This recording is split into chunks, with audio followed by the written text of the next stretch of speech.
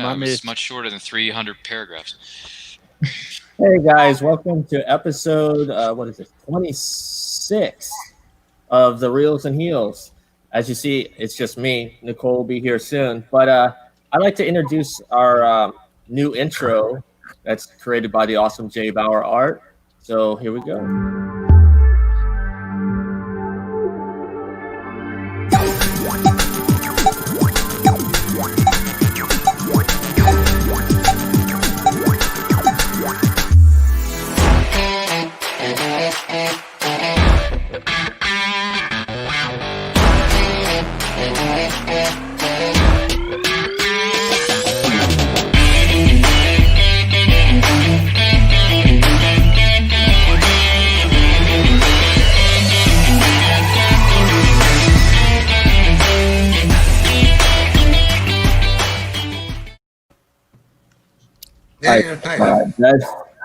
I was blown away when he created that for us. But yeah, today we're talking about movie scores. Last week we talked about soundtracks, which was a lot of fun. And this week we got Jerome and Ryan, the quotes, and the father of the whole network, Garrett. How you doing? Awesome, man. Thanks for having us come on today.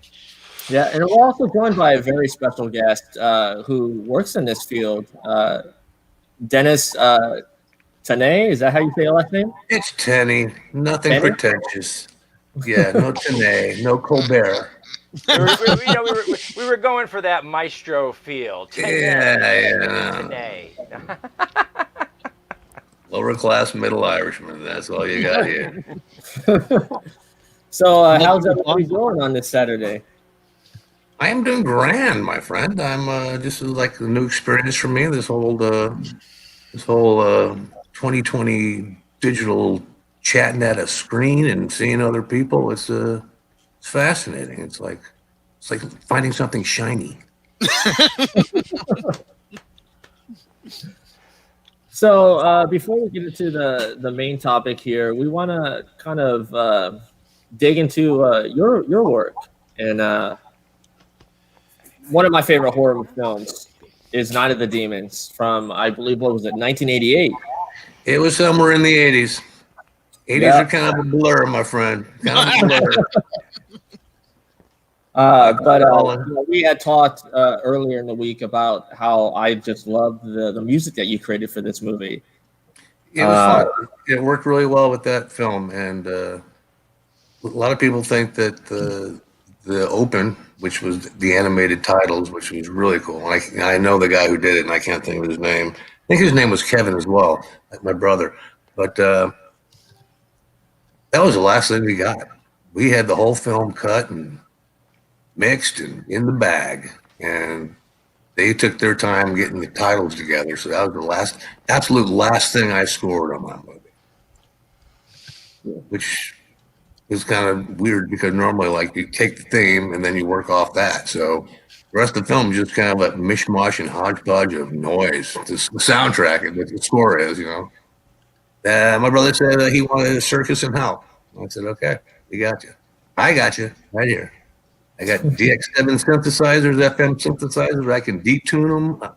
I can make one note make your spleen bleed. Just because you just detune it from itself, and oh man, that nothing resolves. I know, that's the point. Yeah. So, was horror something that you wanted to get into composing? No. It's like I said, I started out scoring my brother's school films that we made in high school. I just used a guitar because that's all I had, and just. And like I said, I was telling you earlier, they weren't home movies. They were hour-long epic spy stories with exploding cars and crazy stunts and jumping off bridges and roofs and that kind of stuff. And so they had sync sound and dialogue and special effects, and then I'd score them on top of that. And then when he went to college, he would send me tapes of his films, and doesn't matter where I was on the road probably, I'd write music for his films, his college films. And then he won an Emmy for a film called The Book of Joe, a short he made in college, and it was about a black man coming back as Jesus, and no one wanted to buy it, but he convinces people. And anyway, it was a good short film. And then some of his classmates like, well, where are you getting original music? He goes, oh, my brother. So I helped some of his friends, and then just horror was really hot at that time when my brother got out of school. Had a fly. Brother got out of school, and he had written a script called Ouija, about a Ouija board, and he sold it to him and his a friend that he worked with in college, Jeff Giffray. They went to Jeff's boss, who was a broker. You know, he was selling gold, and they convinced him that he could sell bits of a movie. And so they raised money completely off the grid. Had nothing to do with Hollywood or anything. No studios, no. And they put together this script Ouija, which they had to change the title to Witchboard because of Parker Brothers. So they produced and directed. My brother wrote and directed. I scored it. And Jeff Giffray produced it, and it stars Tawny Katane and Steve Nichols, and then it got picked up by Samuel Goldwyn Company. It was like number 6 in the nation for like 3 weeks. Wow. And then all of a sudden I was a film composer. I just been playing rock and roll my whole life. You know, I've been traveling the world and chasing skirt and playing loud music.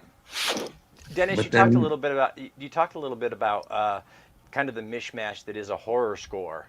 You know, creating that. What's the biggest challenge in going from, you know, like you said, rock and roll and music to taking a movie and scoring it, and creating these themes that people are going to remember? Someone told me, I don't know who it might have been Elmer Bernstein, one of the composers I've known through my life, said if you really do a really, really good score, people shouldn't notice it, other than like the head titles or the end titles. It should just be part of the film. Feed the film. Feed the film, yeah. You don't want. It's not like a. I mean, sometimes you do. You have a big Bon Jovi song break out in the middle of the scene. Yeah, you want people to notice that. Right? You paid good money for that. You want people to notice, right? But in general, the score should like just. I saw The Exorcist. Freaking love that movie. Other than the little bits by Mike Oldfield, I don't remember the score. Even though I know it was absolutely worked because this movie scared the piss out of me. I saw it in the theater back in the day. Well, isn't that the thing about a great score is that if the score fits, I've actually watched movies where if you turn the sound off and you're just watching the scene without the score, it doesn't do anything for you. But then you add the suspense. You know. That's well.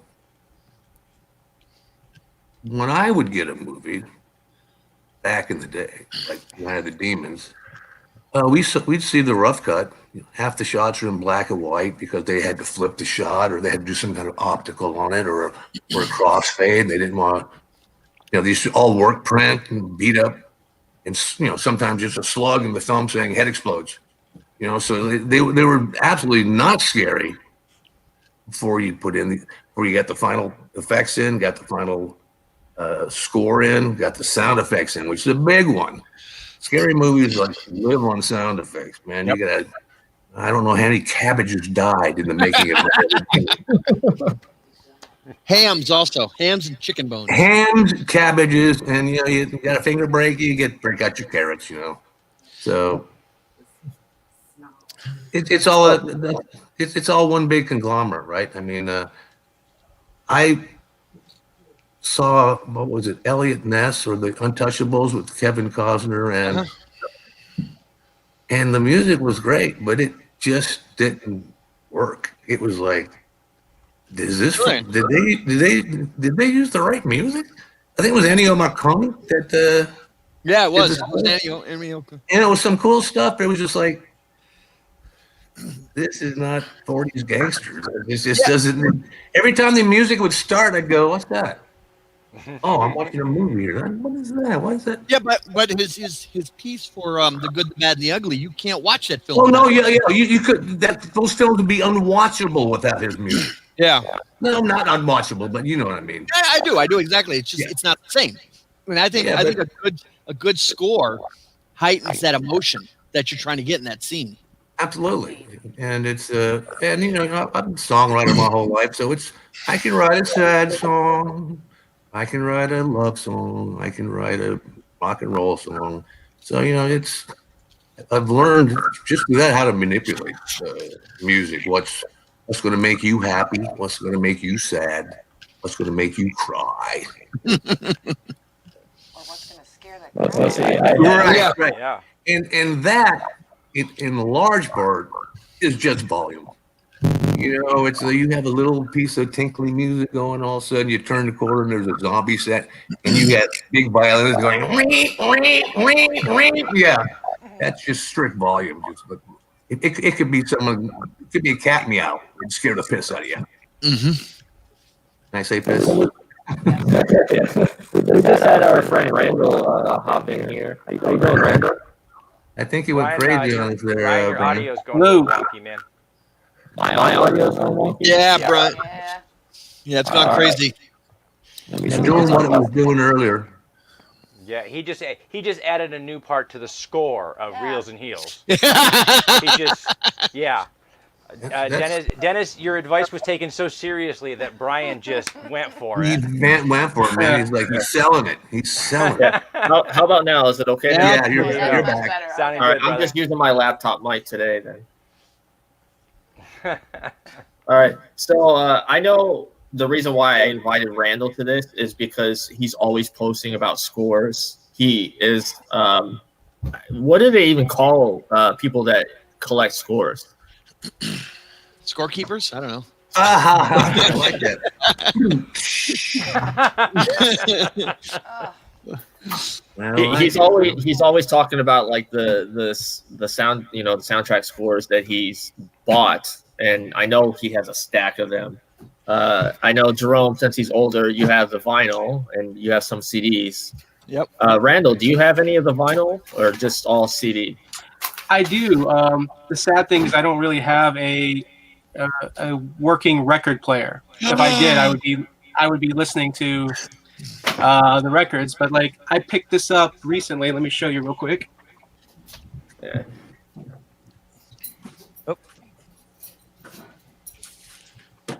So I am a comic book retailer, and the cool thing is Diamond Distributors, which handles the ordering for books. They do some other items as well, and I came across the Ant-Man and the Wasp. Oh On wow! vinyl? Yeah, Wow. sweet. it's a I love closer that look cover. here. So I haven't opened it yet. That's because I just haven't. I don't have a record player to really use it right now. I have that, and I also have some older records. I love John Williams. Superman, the movie, is one of my all-time favorite films. So I do have that on vinyl. Yes, Jerome you have a very does. clean-looking one. Mine looks very beat up. Well, I that's think I have this, it is, right. this is technically the wife's copy. Oh, you're not allowed to play it. No, I'm barely allowed to touch it, so you know. It's his anniversary, so he got to. He got special. Well, I treatment got today. her a couch, so she lets me handle the records. Touch So the you know. records today. Yes. I got her. Yeah, A I bought couch. mine. Mine was used. Yep. I had a couple of record stores or music stores in the But area. see, it's I also think Sound it's Exchange a is the one that I use. it's a 2-disc set, so you also get that inside. Yes, yes. Okay, I love it. so I you would- don't I would- get this sort of thing with CDs anymore, you know. No. Yeah. I mean, the good thing I like about CDs is that they're finally kind of like releasing soundtracks that they've never really released before. So Yep. I'm also a huge fan of the Flash television series from the 90s. So they released a 2-disc soundtrack of the television series. And Okay, so I got one for you, Randall. Okay, okay. so this is only on DVD. Okay, so this is Blade Runner, right? It Yes. is a 3-disc set Wow. that opens up like that. Very cool. Beautiful. I actually just watched. When did Blade Runner 2049 come out? Was it last year? A couple of Uh, years It ago. was like 2 years. 2017 or 2018, one or the other. Yeah. I for the majority of my life I had not seen the original Blade Runner, and so I made it my job to watch it before the 2049 came out. So Wait a I minute. had watched it like maybe about a month or 2 months before it came out. So when I was sitting down watching the sequel, I was just like excited. I know there's 5 versions of the film. Thank you. I was I've gonna say, only which one More of the like 5 versions? 50. It's 50 Yeah. versions. I think the one that I watched was the theatrical version because I figured that's the original one that they put out. A buddy Well, of mine we're has just a going to leave huge- Jerome and Randall to their bromance while Brian and the rest of us. So we'll see you guys later. I'm gonna head out of here again. No, wait. Am I sticking I around, got Brian? the What's my ultra line? cool box set for Blade See? Runner. I wanted to get Romance is that. on this show, Brian. This is what you've done. That's what They brought everybody together. Yes. Mm-hmm. Oh, Superman 3. Wait Great. a my minute, that movie God. happened? Yes. That movie actually happened? Oh, okay. No, the one you don't want to see is Superman 4. I thought it was a parody. I'm sorry. It was. actually happened. Hey, hey, Sage, can I bring up that the screen with the posters and we can Yep. kind of talk about some of Yeah, those? she's gonna get that set for you guys. So, Yay, Brian, visual what do you aids. think? What are everybody's favorite scores? Your number one pick around the round table here. Jeez. Depends upon my mood. Yeah, it Just depends go on the to- day of the week and what time it is and how much I've had to eat or drink that day. Jeez. You know? I mean, It's an easy answer for me. what's that? Yeah. What do you got? Superman the movie. Okay, Awesome. kicking it back to the late 70s. All right. Is anyone surprised by that? No. It's one of John Williams' greatest. You know, he's done a lot of great ones. It's one that I circle back to and I keep re-listening over and over again. I bought they did like a 2-disc extended, so they have like a bunch of unreleased music from the John Williams Superman the movie, and so just listening to those different takes. Plus, that Superman theme, it's just so iconic. Like, I sometimes wonder, like, why isn't that the new national anthem? Why isn't that the new song for America? It could be the new national anthem. I'd be the original Superman theme. I'd be okay with that. I'd get up and start just pledging allegiance when they start playing the Superman music. Yeah, sure. I'd do it. I'd do it any day of the week. Probably twice on Sunday if I'm lucky. All right, so Randall says Superman. What about you, Ryan? Wow. There's so many great ones. I just don't want to make sure I don't forget anybody when I'm doing my speech at the awards ceremony. But anyway, no, in all honesty, I'm in the minority on this because I know this film is the most divisive, if not one of the most divisive films in the history of mankind, but I don't care. I'm in the minority that loves this movie. Hans Zimmer, Man of Steel. Hands down. No question. Yeah. That's a good No one. question. John Williams, yes, don't get me wrong. John Williams gave us the first, but Hans Zimmer took it and put his own spin on it, and he made his own, and he made it his own, which is what you're supposed to do in any other film that you're doing. And boy, did Hans Zimmer come to play ball that day, or what? He won the World Series with that score. The piano work on that soundtrack is very moving. It's very moving. Like it hits the chords, it hits the strings sometimes where it's like, ugh, you know, like it gets in the feels. Oh, yeah. So, yeah, Hans Zimmer, Man of Steel, 2013. I'm in the minority. I love the movie, and I will continue to defend that movie to the end of my days, Brian. But that's what I got for you. What about you, Jerome? Well, see, that's the problem. I mean, I go way back. I mean, I pay attention to Yeah, stuff all the way back. 1850s, right? Right, pretty much, yeah. Yeah. I mean, you could go like I said, depends upon what I'm watching and when I'm watching. My favorite film of all time is Casablanca. Okay, so you watch Such that a great film, pick. right? And you watch that and that film, especially at the end where you've got, you know, he's looking at you going, you know, you're not gonna hate me now, not tomorrow, but soon, and you know, that music is just incredible. You know, it just Gotta get on that plane. it highlights that. That's Jerome. That's a great example of a film score that turned a song around. As time goes by, it was about 15 years old when they made Right. Casablanca. And when So they made good. Casablanca, it became the Casablanca song. Right, Because it was in exactly. the back of every scene. Right. But that song was actually, had its popularity and was waning already when Casablanca took it and made it now we're literally 90 years later saying, hey, what a great And you're at that point. There's 2 points of that film that where the music really is key, and that is when they're playing Marche and with the Nazis and back and forth. Yep. Yeah, that's key to that scene. But back to the airport scene, you've got the music going. You don't know what the French captain's going to do, and all of a sudden he picks up the phone and he says, "Round up the usual suspects," and the music just goes with that, and that emotion is just there, and that's why to me the older films are just so powerful, and that's why Casablanca has such a power for me. If I were to say, what am I putting on the vinyl or the CD or whatever to listen to all the time, I got to go with Star Wars. A New Hope. That was John my Williams first. strikes again. Well, I mean, that was the one that my very first soundtrack I ever bought. Yeah, of course. Bought it at Sears of all places. Sears. Okay, Put on your Sunday best, kids. We go to Sears. Well, I mean, back in the I 70s. I have to admit something here. I'm intrigued now. I got to listen to the soundtrack to Casablanca only because I have still not seen that movie. Oh my God! See that film? Randall, what are you doing here, man? Oh, I know. What the frack are you doing here? I made my wife watch this on one of our on an early date. Dude, with us. this movie was playing on PBS one night, and I taped it because I'm like, I've heard about this movie over the course of time, but I haven't watched it. And I sat down, and I was mind blown. I was on the floor. I was like, God. Humphrey Bogart, man. Humphrey The Bogart. movie is razor sharp, and the dialogue, the music is great, the story is great. And They teach courses on this film. Ingrid Bergman. My lord! That's why this movie is always going to be in the AFI. Like every year, they always change the AFI, but that movie is always in the top 10. Oh yeah, top 100, top 10. Yeah, for sure. But So Randall, you got homework to do after this show. Write this down. And like Dennis said, you don't really notice, except for the opening, you don't really notice a lot of the music unless you're actually listening to it.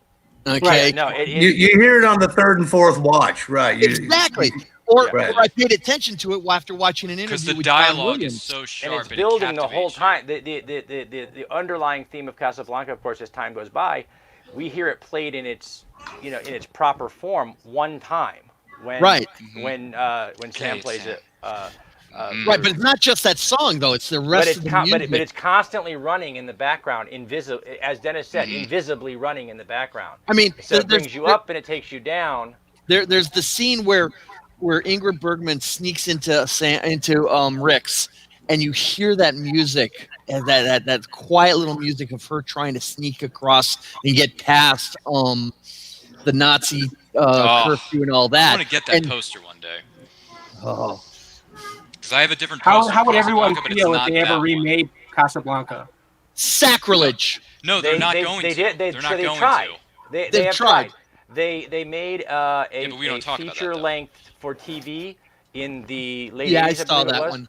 And they also tried to make a television series out of Casablanca. Yeah, notice it failed. Okay.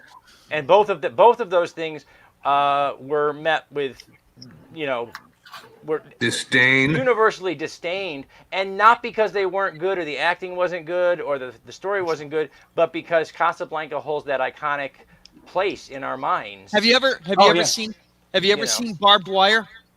Mm-hmm. It's basically Casablanca set in the future. Yep. And eventually, eventually they would learn. Eventually, they would learn on television how to make something derivative without using the name. And without, they could derive new stories. Well, are there even any actors that can, match to? No. Humphrey Bogart today? Nope. Not DiCaprio. DiCaprio. Can't touch. Oh, that. please. Nope. Absolutely not. Absolutely Guys, not. we're talking about Bogart here, the original chairman of the board. The guy who knows how to wear a trench the original coat and chairman of the board, the creator of the Rat Pack. Can't touch the bogey. Can't touch the bogey. You can't touch Ingrid Bergman either. You can't. But I had an opportunity to talk to the guys who created DS9, and they said they wanted to base Deep Space Nine off of Rick's Cafe. That's how much influence this movie had. Yeah. Everybody comes to DS9. That was what they wanted to do. Everybody comes to Rick's Cafe. Yeah. Right. Cafe Americana. Well, I mean, I guess I'm in the minority that I believe any movie can be remade. I mean, No, they because if can't. if it's No, good, they can't. then you I have know what you're another good talking about. film. If it's bad, you have the original. That's Well, the thing about making any movie again is that the longer something lasts or is conceived as a classic, the more pride of ownership fans and viewers start to have. And so when you start to move things around and change them and shift them to meet your storytelling needs, there's always a purist, there's always a fan, there's always somebody who's going to absolutely despise it. And with Casablanca, that fan base is so broad that people who've never seen the film have seen things that are derivative of Casablanca, like Jerome said, like DS9 or whatever. Once you set yourself as an icon and the fans own a piece of it or feel like they do, then changing it makes it much more difficult it makes a filmmaker's job very hard. Yeah, that's what you're seeing. That's what you're seeing right now with Star Wars and Star Trek happening. Yeah. I know Star Wars buffs who were just absolutely pissed at the re-release of the original Star Wars when they put like Jabba the Hutt in there and they made the scooters, whatever they called them, look better, and they were On pissed. shot first. Yeah. Even though we already knew that, but yeah. But It's George wanting to play God. That's all. He's like, I'm going to make these changes, and I don't care how anyone reacts. well, Again, it's his art. It's his project. If he wants to tweak it and fix it. At least it wasn't That's what I'm somebody else saying. messing with it. It was his thing, and people were still pissed. That's right. Yeah, Exactly. that's what I'm saying. Like, if there was somebody else, I'd understand the anger, but it's like, dude, it's still him. It's not like some Yeah. guy But off again, the Well, the street. problem is, like I said, after it spends 20 years in the public zeitgeist, Yeah. it's sort of, we feel like we own it, even though it's still his. It's still George's Yeah, Jerome project. owns it because he's holding the flipping Yeah, vinyl. George is right holding now. it. Look, what I'm When saying you- though is You you know, go back. how and many you look at- people we know, fans and collectors who have life-size C-3POs in their studies and dens and things. When you spent that much time, I've seen energy, and photos money now. on something, I've got an R2. Oh, see, I Jerome's do got want one. to mention. I do want to say that what Ryan was saying earlier. I'm the type of person, like, I'm okay with remakes because I feel like remakes kind of push people to watch the original. So, for example, To a certain degree, yes. the whole 9 yards, right? Am I saying that correct? Is it the You mean The Longest Yard? Longest Yard? Thank you. Yeah, with the I Sandman, got the Bruce Sandler, Willis yeah. movie. I was thinking of that one.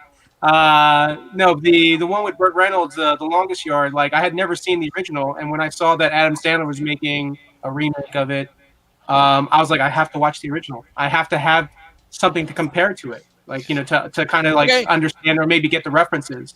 But back to the score thing, okay? And with remakes, can you see them remaking The Great Escape without that type of score that we all know the No. music to? no. Say that's I the mean, problem. Yeah, me personally, I would keep the score. I don't understand why studios insist on having to get composers. You really can't keep the score but you could. from a remake because you've already attached yourself to that visual. Well, yeah, but you could do things. You can do some things like, and Ryan hit it. So one of the things that Zimmer did with Man of Steel was you could feel John Williams' influence in the background. Mm-hmm. You Right. could feel those same notes. It's a build so up. Whenever anybody hears, John Williams' Superman, and you hear bam, bam, bam, bam, bam, you know Superman's coming. Well, that's Now, that's when you also get like Zimmer to take that and weave it through another piece of music, So good. so that I'm being fed my John Williams score, Ryan is coming into this being fed a new score.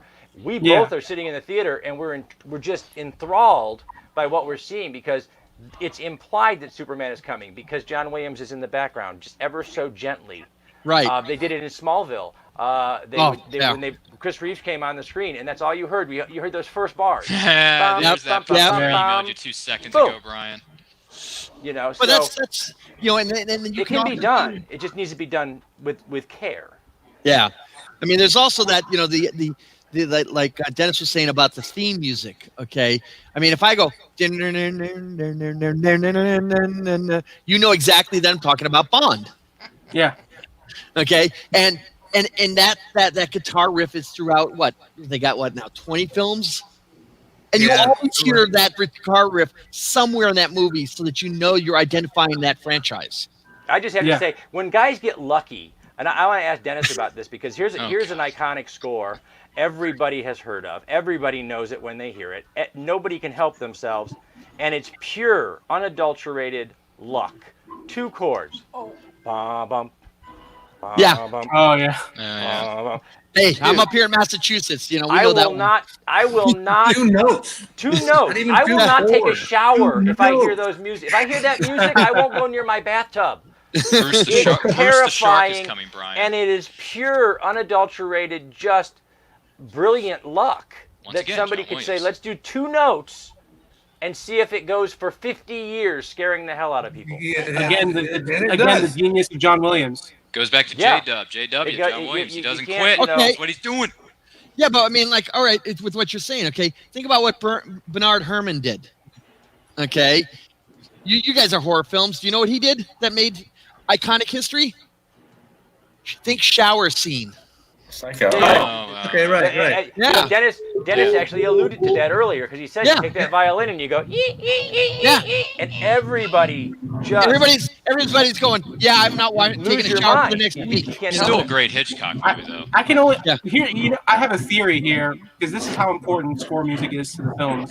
If you eliminated the score music and you watch the movies, you know, imagine how kind of different of an effect that you have watching that movie. Like, I'll go back to Superman, like you were saying before. You know, Superman's coming when you hear, you know. So if you're watching Superman flying, and you take away the music, it's not, you don't feel it. You know, you're not into the film as much. You're not as excited, or you're not as like encapsulated Exactly. into the movie. You know, but when you hear that And music, a lot You're of in it. people may not even know why. You take the Yeah. music out of the film, a lot of people just they never hear the music. They just feel it. I got to see. It emotes them, but a lot of people, you just drop the music and say, "What's wrong with this?" I was lucky enough to see Black. the pilot film to Babylon 5 before the music and sound effects were on. Okay, J. Michael was at a convention. He showed it to the convention, and oh my God, night and day. Oh, yeah. that film was. And that was the biggest example to me that woke me up in scores. You know, you know what movie I noticed that was really lacking in score music was Castaway. yes, You know, Man, and they that did movie that. They did that on terrible purpose ending. because with seeing Tom Hanks on the island, you're hearing the Right. waves, the water. It's supposed to be like you're on the island with him. Yeah, it's natural. You know, and then Well, there'd be that key is- moments where the music comes in, the piano comes in, like when he's Yeah. with Wilson and he's on the water. That's that emotional The attachment sound, from the the music. sound itself, or in some cases, the lack thereof, becomes Right. part of the story. So Yeah. the sound. What is the sound of silence? I mean, that There you is what does that sound like? I mean, so that speaks to what they were doing in Castaway, you know, really, really well. And so, Ryan, what about you? You got a favorite, man? Well, I'm gonna say Jurassic Park is probably my favorite soundtrack score of all time, and I'm gonna say It's that for both it's John John Williams, man. Williams' best. There you go. there you go. Yeah. It's good. Again, that's a great example of those invisible scores, because there's Yeah. no single. But when you hear it, you're automatically taken. You're to on that Jurassic island. Park. You're on that island staring at that dino. But during the watching of the film, it wasn't distracting in any way. It didn't pull you out in any way. Your suspension of disbelief was never bothered. Yes. And then afterwards, when you heard the theme, you were like, "Oh my God, there's a dinosaur coming to eat me." I mean, think you there didn't was know a- why. Just like Dennis said, you didn't know why you felt that. But if you heard that music somewhere, I would go to band concerts when my kids were in high school and watch them perform some of these movie pieces, and you would hear it, and all of a sudden I'd be like, "Oh my God, wait a minute." My wife Now I'm Jeff Goldblum saying, "Go faster, go faster." Must go faster. Must go faster. and I keep seeing a mirror every I time. don't know. hear Forget that. I phrase. just remember the scene where they first see the dinosaurs for the first time, and then Ian Malcolm's the one sitting in the jeep going, "You did Yeah. it, you crazy son of a bitch! You know- You did it." And I'm like, Yeah. "He did do it because this is real." Even though That it's visual soundtrack effects, is but it's real. It's real when you're watching the movie, but then you're like, "Damn, that looked real," and it is because that movie's what, pushing 30 years young, kind of like myself, and that thing holds There you up go. gorgeously. I mean, look at that thing. I look at those Young dinosaurs. I'm whippersnapper. like, that is not visual effects. That is real. Like, And this that's is the whole real point of what it's dinosaurs, supposed to do. people. It's a brilliant mix of both, right? I mean, Yeah, CGI and practical yeah, and some practical CGIs when effects. they need It's them. ridiculously, really, really ridiculously good looking. But you see That's why that that film still dinosaur. holds up. So you see that dinosaur eating the leaves at the top of the Yeah, tree. it's what massive. what would have your emotional impact have been without that music? And again, that's what we're Oh, talking about. Yeah. You know?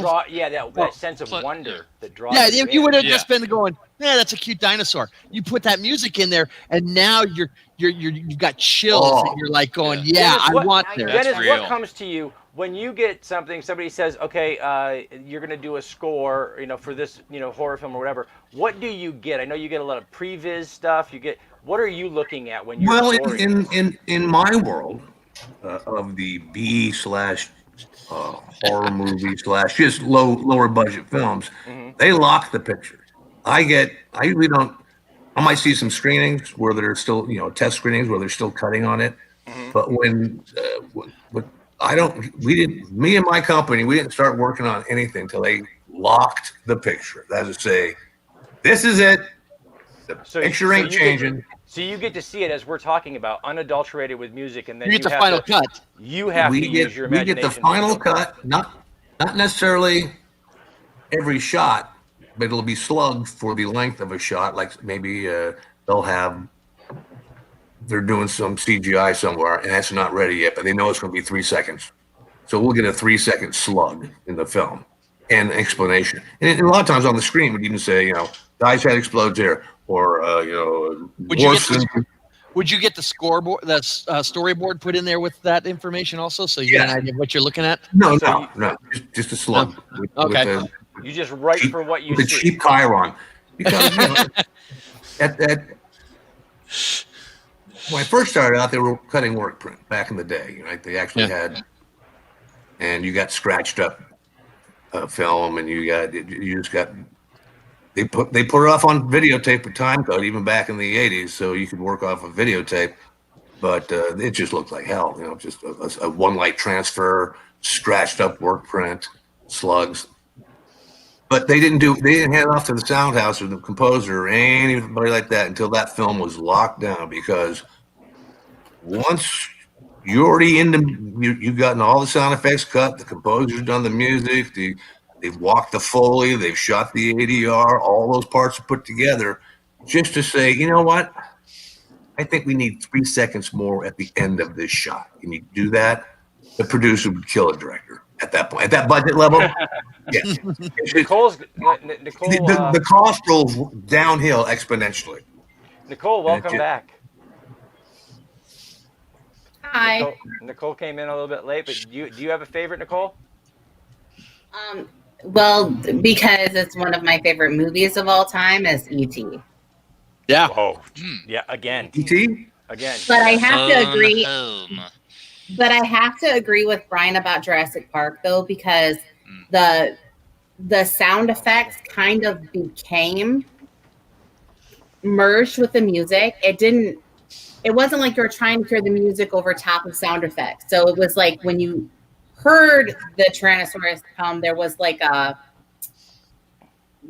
music woven into the sound effects that were going along with it. Yeah, so his impact, you actually heard the thud or the sound effect of the impact, but you also heard a heavy drum.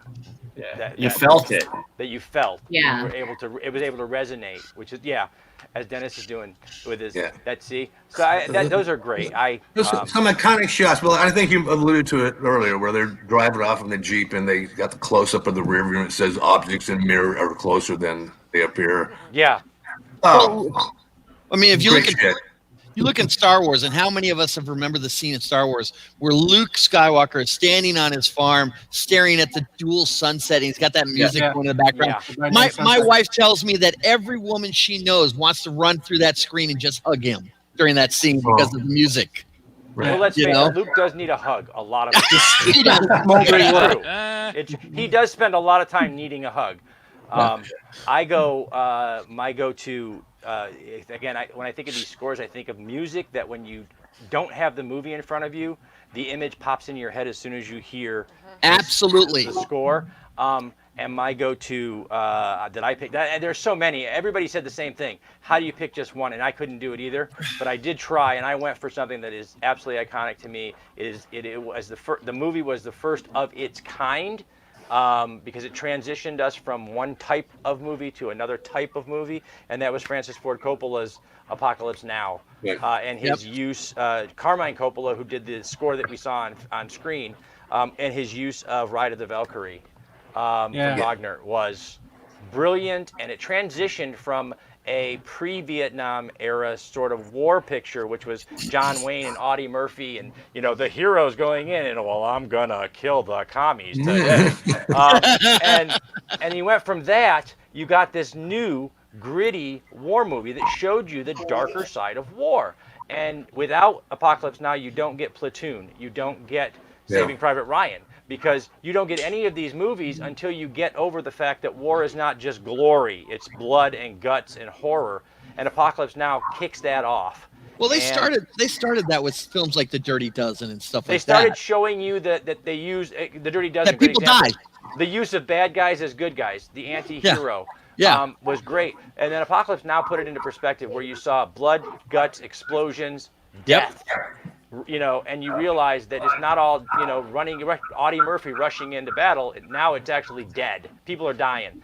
Yeah. And so they use the musical score to do that. And Ride of the Valkyrie is such a perfect match to that, because that's what the Valkyrie are. The Valkyrie are the warrior gods of Norse mythology. They are, depending on which mythology you look at, they are either the fallen warriors reborn as Valkyrie, or they are themselves god warriors. So either way, they're coming to claim the souls. They're coming to claim the souls. Brian, Sage lined up a bunch of clips. Like 10,000 clips over here of different songs and music that we've heard from our panel here. So whenever you're ready to want to hear one, just say so. Yeah. You know what? I do have a. Go ahead, Randall.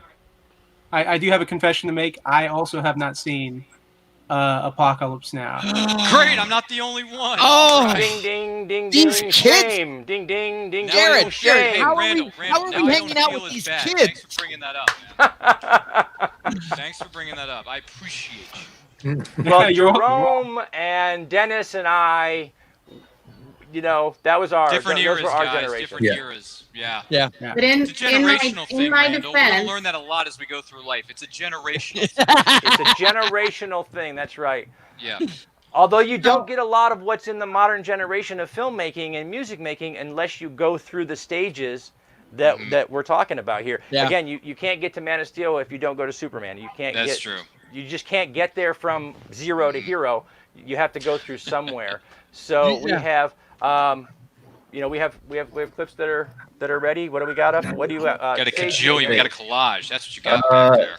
okay, but in my defense, I did not watch Apocalypse Now, and I have not seen all in its entirety of Saving Private Ryan either. And part of that is because of who I am as a person. Like, I'm sorry. I'm grateful. I'm grateful to people who go to war and die for my freedom, but I cannot watch it on screen, and that is why I am not a part of the armed. It's been years, but spoiler alert for Nicole. That is a great visceral reaction to that film. Yeah. Because at the very end of the film, what we find out in the theater, what you're going to find out is you, the one that you are Private Ryan. Yeah.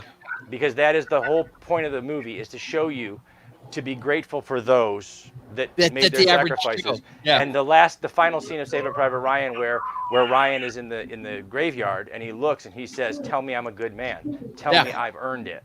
You find out at that moment, you in the theater, you're Private Ryan. And that's to give you perspective. So your reaction to that film, Nicole, is actually the reaction that was solicited. I mean, to feel the gratitude without knowing the horror of it, which is perfect. I think the only other thing that they could have added to Saving Private Ryan to make it perfect was to add Gary Sinise. They could have just put Gary Sinise in a cameo. To add Gary Sinise, wonderful. Dude, that's always a good idea, by the way. anytime You can Lieutenant add Gary Dan Sinise. shows That's up, always he a good makes the idea. movie even better. My dad is a Vietnam veteran. He was over there, and he cannot watch things like Saving Private Ryan or Platoon or Apocalypse Now, because to him it's flashbacks of what he went through. Yeah. Those are harsh. They're harsh movies. Yeah. And sound plays an important role of that. The clip that Brian just had pulled up was the Apocalypse Now. That's the Ride of the Valkyrie. There's some more in the background too, if you want. So just ask him what he wants. So Okay. Well, you know what? I want to go ahead and play that clip. Okay, go ahead. No spoilers. Pull it up, and then Sage, Some of do us that haven't thing you seen do. these movies, so don't spoil it for me. Oh, Oh, really? That's where that came from.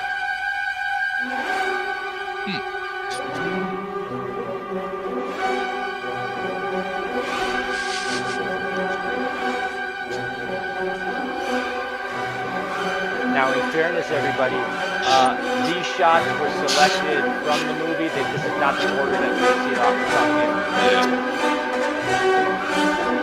Oh, so that's where that piece of music came from. Okay. No, the piece of music is actually Wagner. Wagner. I'll talk about that afterwards. Yes.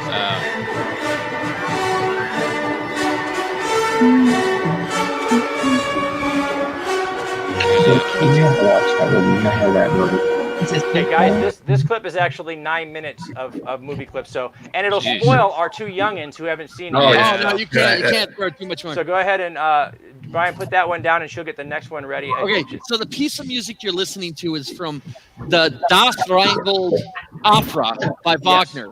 Okay, it is a 6-hour-long opera. Yes, we have 9 minutes in the film. I've seen all 6 hours. I'm sorry, my friend. No, That's more patience than Randall and I have in our lifetime. Back in the 90s, PBS did a 3-night thing where they did the first part on each night, and I got to see Wagner's opera. It's worth it. It was fabulous. That's awesome. What else do you have over there? Part of the reason I remember this song is I'm a fan of Sage. Yeah, go ahead. Double us up, Gina, because Sage had her pick. Also, she picked her favorite score. Can I just show this real quick? No, you can't. There you Put it go. down. This is the 4K. What we got? There you go. Apocalypse It's the Now. 4K version of Apocalypse Now. That's the new This has technology. every version kids. of the 4K. movie. So, okay, so Sage has her favorite clip here. Okay. Yes. Tell me when. All right, let me get this up. Do it, Brian. Do it. Do it. Bring it up. Ready? Go.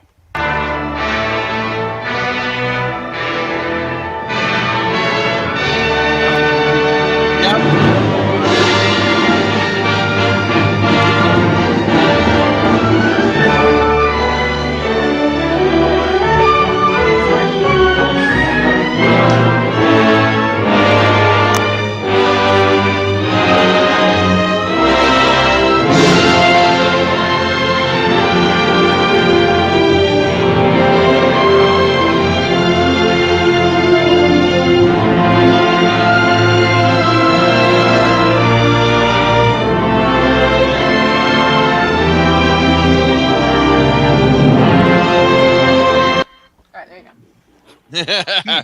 That's a great piece of music. Yeah. So I have another confession to make. I never also seen it? have not seen Gone with the Wind. Look, Randall. How let do me you read call this yourself for a second, movie okay? fan? Wait, I need to know, Randall, there is a movie theater in your town, correct?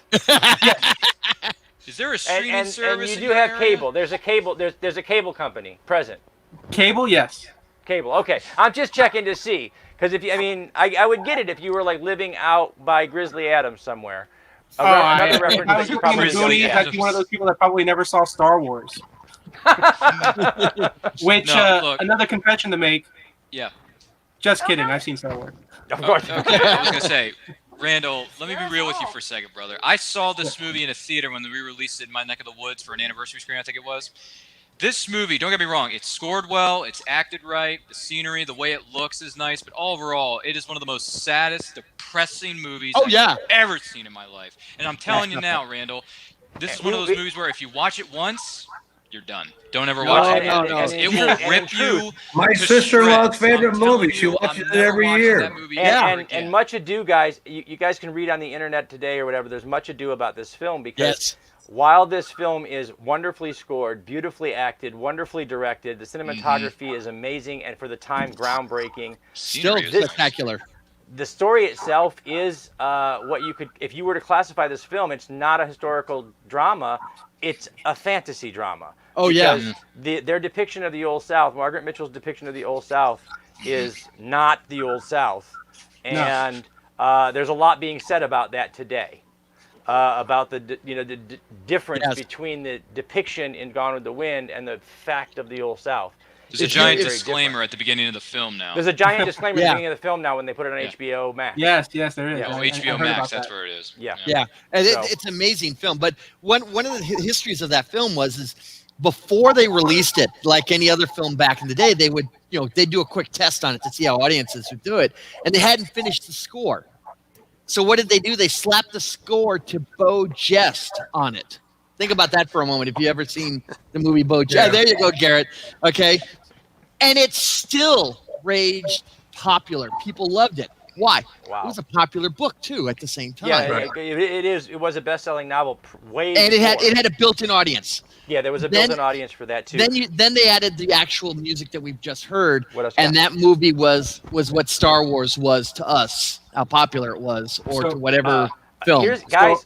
She has a clip in there. Here's an example of when score is used literally, not as the background, as Dennis alluded to, where it's in the background and invisible. But here's an opportunity where a filmmaker brought the score to the foreground of his film, and it became iconic despite that. So go ahead and whenever Brian wants to share that. Exhibit E, Your Honor. There you go. Oh yes, Man, you guys are just nailing it. Yeah, Randall, once again, I think you and I may be on the same page. I've never seen this movie. Yeah. that synthesizer was made near where I live. I have heard the music for this movie, but I have not seen the movie. Oh, I do have it taped on my DVR, so I am going to watch it at some point. Now, Yeah, question, gentlemen: when you heard the music for this movie, even though you hadn't seen the film, did you associate it? Did you? Did know I? that's what I you mean, I heard? knew that the music was from the movie. Okay. So that was the example that I wanted to show you. He made this Yeah. music a part of the movie, and it was so much a part of the movie that it just, without the movie, became a character. synonymous. It's synonymous with the film. it even though became you a may not have seen the character film. of the film. It is a character in the film. Oh, jeez. Burst out windows. Oh wait, it gets better. Wait wait. Keep going. Wait till they speed up the process.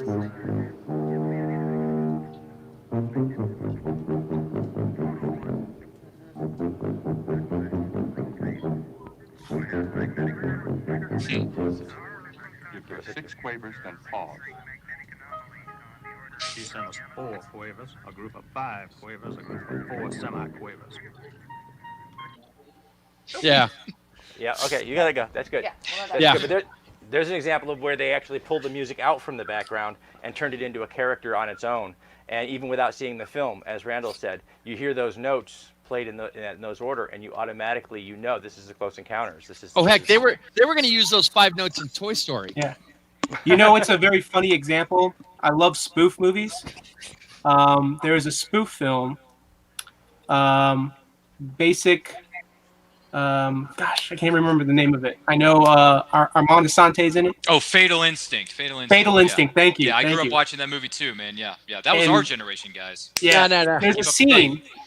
There's a scene where you see Armand Asante and like things are getting intense, and he's talking to the girl, and he's questioning her, and he's saying all these things, and then he walks over to the stereo, and he changes the music. So like the music that's playing in the background, like it's almost like he's aware of it, and then Yeah. he's just like, hold on, and then changes the music, and then shifts the scene. And like I love when they do like little things like that, where they acknowledge that there's music in the background.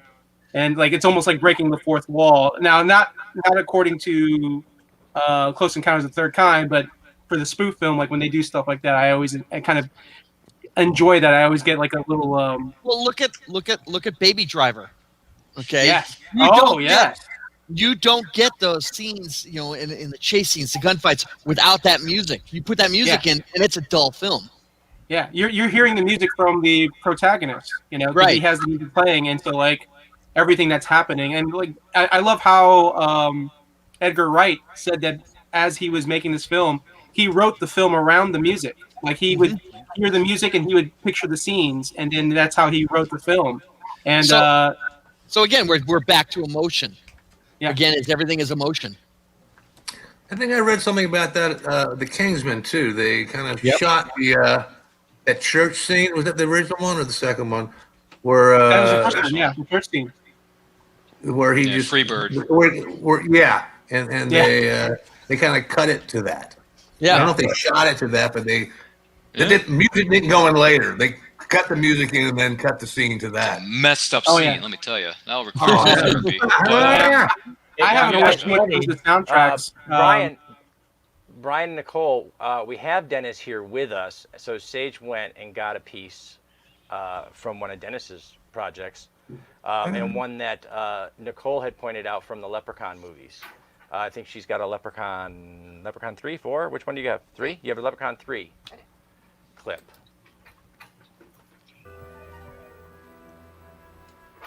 Scared me. I've never seen these movies Scared the before. crap out of me. Did you turn sound on? I know Wayne Campbell did a spoof of it on Wayne's World one time. He did. Oh, we're in not the second hearing movie. anything. Yeah. I hear that we're not hearing. Are you Scaring guys Garth. hearing anything? I hear You it. can hear it. I can hear Okay, it clear good. as Play day. it. Hey, There we it's go. what's his name? What's his name? Francis. It's Francis. I like to call them Chubs. Yeah, Francis Buxton.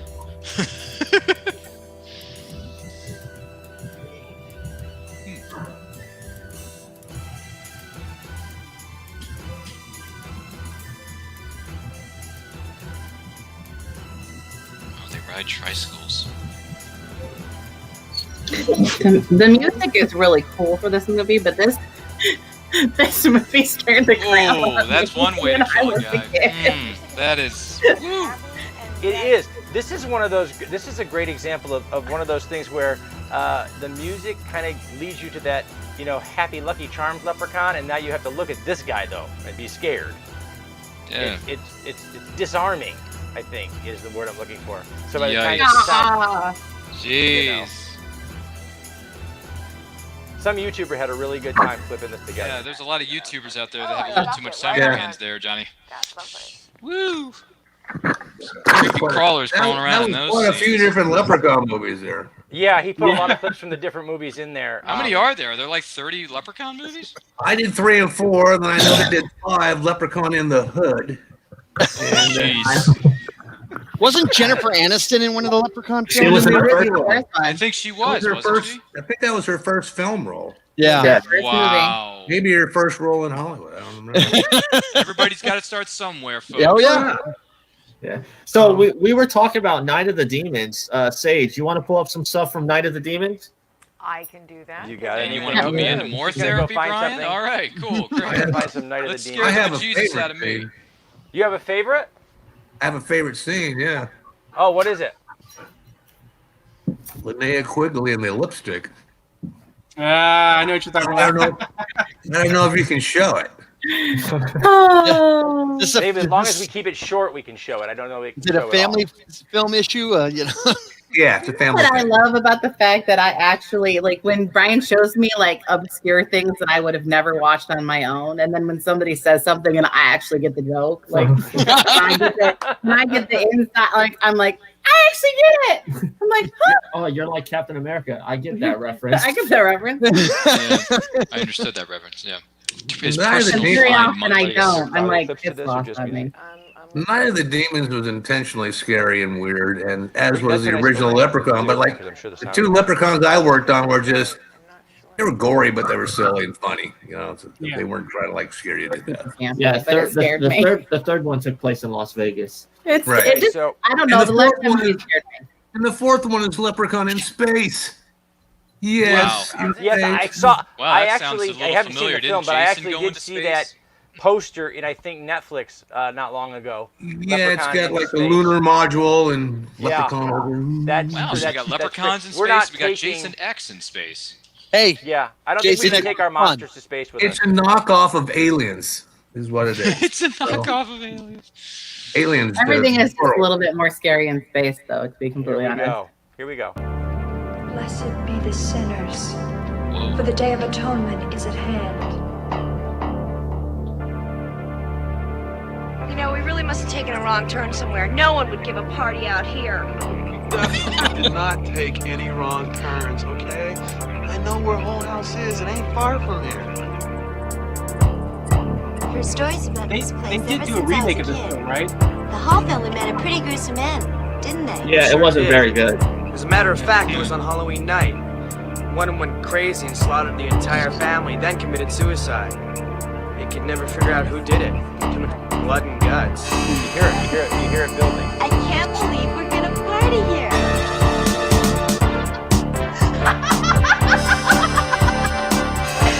Come on, we don't want to be late to our own party.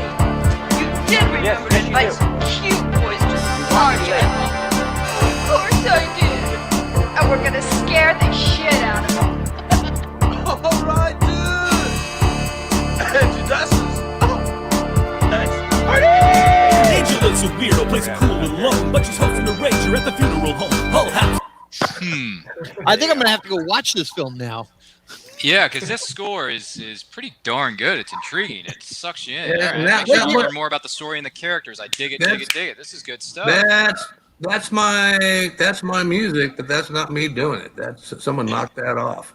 Somebody Really? pulled it from somewhere else. Yeah. Or someone created it and put a rap song in it and a snare drum, and yeah, that's it might have taken part. When did this film But I come do out? like the score part of it, though. It's fantastic. 1988. 88, something like that, maybe. Yeah, it's on. Randall and I didn't even know what movie. It's on Amazon Prime, and I think Shudder has it. Okay, No, I'll with you, watch it. Randall. The visual, the makeup effects are out of control, way better than what was going on at the time. I'm not gonna lie. I used to watch that movie really late at night on Cinemax. Yeah, Never seen it. I'm gonna have to go Cinemax? see it. Oh yeah, Cinemax, man, great place for the 1980s films, especially the B films. There were a couple really good scares in that movie though too, because I was like, oh my god. Oh yeah, like when the girl is in the corner and the guy's coming behind, and you just see her hair, and then she turns around. I mean, Evil Dead did a lot of that stuff too. Oh yeah, they're cheap thrills. I mean, yeah. What else did you find? Oh, Evil Dead and Army of Darkness. Two Can great we just films. talk about how Army of Darkness has a really good score? Oh yeah. My boom I haven't seen all of Evil Dead, and I haven't seen Evil Dead 2, but I did watch Army of Darkness on television. Here's one for you. Bubba Hotep. Yeah, Bubba Hotep. I've got I haven't seen that one yet either. jumpsuit. I've got the jumpsuits edition of the DVD. The Elvis. Oh, that's awesome. I think they made a comic book too, right? Yeah. There's a lot. This film is important to me because this film came out during my divorce. and so I got to meet Bruce Campbell during his promo tour, and I got to talk with him about it. So this is an important film in the Connor household. That's awesome. I want to mention underrated scores. There's one score that I very much enjoy. I like to listen to over and over from occasionally. Is The Last Starfighter. Oh yes. I don't know if I've seen that. I haven't seen the movie. Robert Preston's last film. And what the great thing about that is it's right in transition. It's between practical and digital eras. It was the first really big CGI film. It is the first thing. It is one of the first films that uses an entirely CGI environment, mimicking a video game environment. And when you look at it today, it's extremely dated. But when you look at it from the theater, the theatrical audience perspective, which I was a kid going to see last time. Yeah. Oh yeah. It blew my mind. Today I look at it and I'm like, oh my god, it's horrible CGI. But when I think of it as coming from it's CGI in a world where CGI wasn't done, now all of a sudden it is. I'm in this space video game. Well, the story still holds up. Yeah, the story. And it is a classic hero's journey. She has a clip. There you go. There you go. Look at that. And listen to the music too.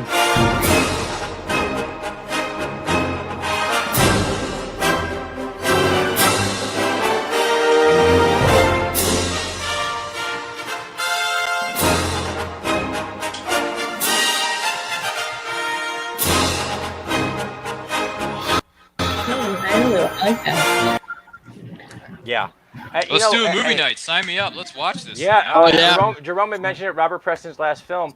It is also the one time Robert Preston gets to revisit the iconic character he created in The Music Man, because really, the Centauri character really is the con man from the Music Man in space. Oh, come on! How many of us? How many of us boys didn't fall in love with Catherine Mary Stewart in that film? Oh, true. Oh yeah. You know? Yeah, we all wanted her. I totally as forgot that was the same girl that was in Weekend at Bernie's. She was also in Night of the Comet. Night of the Comet. Wow. I haven't seen that one yet. Man, I gotta sit down and watch these things, man. Ryan, are you making a list, Ryan? Have you got your whole list? No, Ryan, I don't have. Ryan, I don't have pen and paper in front of me, but I know Jerome's making a list for me. So Ryan, send it to me 6 months ago, and he hasn't done it yet. Ryan, I'm gonna save you some aggravation here. Okay, now everybody here will agree with us. Don't watch these movies until you're done with college, because they will suck you in, and you will completely flunk out of college like I did, because I was watching all these films. Okay, they are actually releasing a new copy of The Last Starfighter, I think through Shout Factory.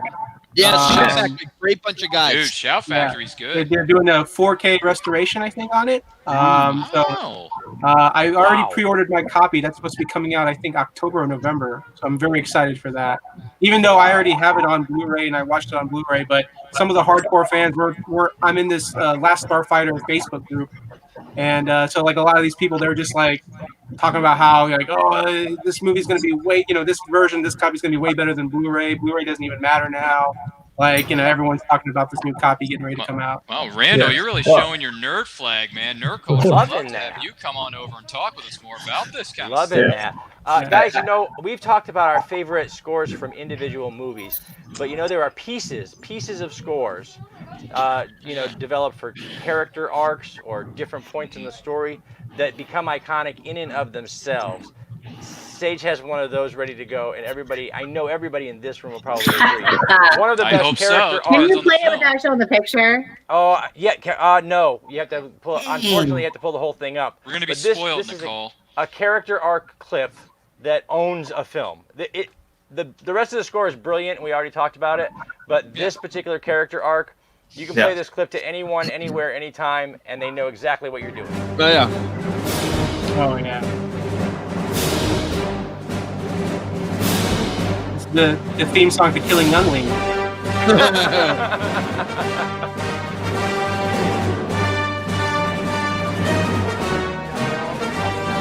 Yeah, everybody. You hear that music, you just know it's happening. I know everybody here has probably heard that music coming on somebody's like iPod or boombox through a convention hall, and you automatically turn around and look to see where the 501st is. No, look, no. There's one even scarier scene with that music, and that's the marching Pikachus. If you ever find that video online, it's these Pikachus in Japan, giant life-size Pikachus that they're for some promo. Somebody added this background music to the Pikachus doing to the Empire's March. It just is. It's one of those character pieces that was meant to bring on the big bad, and it went on to be something that's all on its own. It's an icon. Oh yeah, it's iconic by itself. I mean, I will say that that music also that also is just a big influence. Like with that coming out with Empire, people were already familiar with the Star Wars music, but then here John Williams comes out, and it's really focused on the Empire. It's Empire Strikes Back, so a lot of the music is focused on like Darth Vader and the Stormtroopers, and so I mean that movie. Not to mention like everything that movie did for the culture, the cinema, the influence that it had. Like that score also helps. Makes it stand out, so when people hear that, I mean the hardcore fans, they hear that, they're going to know right away Empire, and a lot of people like to associate Empire as the best Star Wars film out of the entire trilogy, especially with how the film like ended. It was like most films didn't end like that, so it's not at the time they didn't. Not at the time they did. Yeah, but I mean it's such a huge influencer. It probably influenced a lot of people who made future films. They're like, I gotta make it like Empire. I want my film to be like Empire. I want to have that kind of effect. Which is funny, because if you actually look at each film as an episode, they're very reminiscent of the old Flash Gordon, Buck Rogers films from the 1930s, as movie serials. Yeah, absolutely. And having it end the way it did, if you were a fan of those old serials like I was, you knew that something else was coming shortly after this. Because this was the cliffhanger. And Bad you know, guys seem to have some of their own music. Jerome segued that perfectly because thank you very much. I'll take my $10 now. Because it wasn't. I mean, character themes that become iconic on their own wasn't created in the 1970s or 80s with Star Wars. They go way back. And Sage had a clip for yet another character-driven piece that is instantly recognizable. Perhaps not to Ryan. No, it should. Although it should be. You should hear the music. You should recognize it, but you may. Is it the Lone Ranger? I'm going to guess the Lone Ranger. No, not this one. Although that's a great one. Can I just address this comment here that Alfred says? You know, the Rocky films. Yes. Music. Oh God, yes. The Rocky films were. And we'll come. I mean, back Eye to of the that. Tiger by Survivor is one of the best things since sliced bread. Let's be honest. All right, here It you go. is. It's a fact. No, yeah.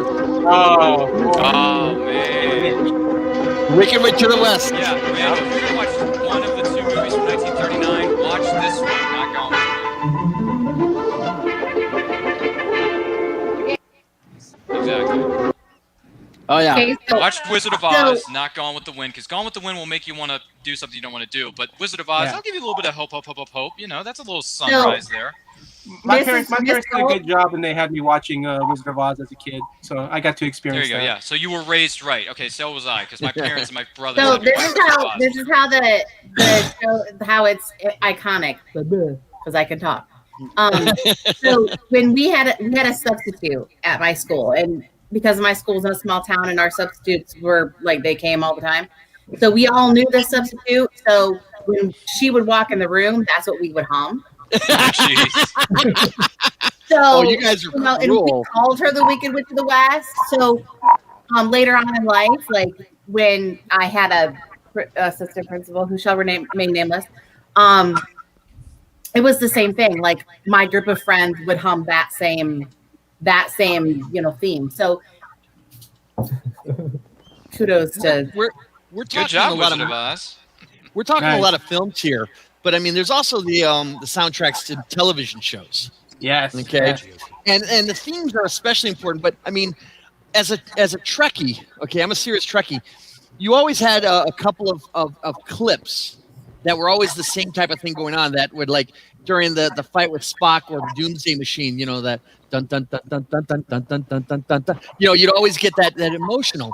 But if I start hearing the opening theme song to Mission Impossible, I've got whole episodes running through my head right then and there, just by that music, you know. And TV theme songs can be the same way. I love the Mission Impossible theme song for a number of reasons, but I mean, I remember early on as a kid, one of my favorite things was watching Ace Ventura. And when he's sneaking in to go see the shark, and he's just throwing himself up on the wall, and he's just like, ding, ding, ding, you know. Oh, like, yeah. Yeah, but see, I go back to the original. I watched the original. Oh, yeah. We're aware of your age and your wisdom, Jerome. You don't need to throw it in our faces. Jerome we know. But Jerome is the we king watched of this little indie segues film known as Ace today. Ventura. Our minds were blown, and we fell in love Jerome with is the Jim king of Carrey. So don't segues come at today me, bro. because With he managed to segue us into television and save. Give me 1 second, I'll be right back. Yeah. TV clips as well. But there are some iconic older TV clips, as Jerome said. You know, Star Trek is one of them, and so much so that Star Trek's original television theme has weaved its way inside the music for a lot of the films and a lot of the spin-offs. So, but here's one that's very modern, or within the last decade, and it's become iconic.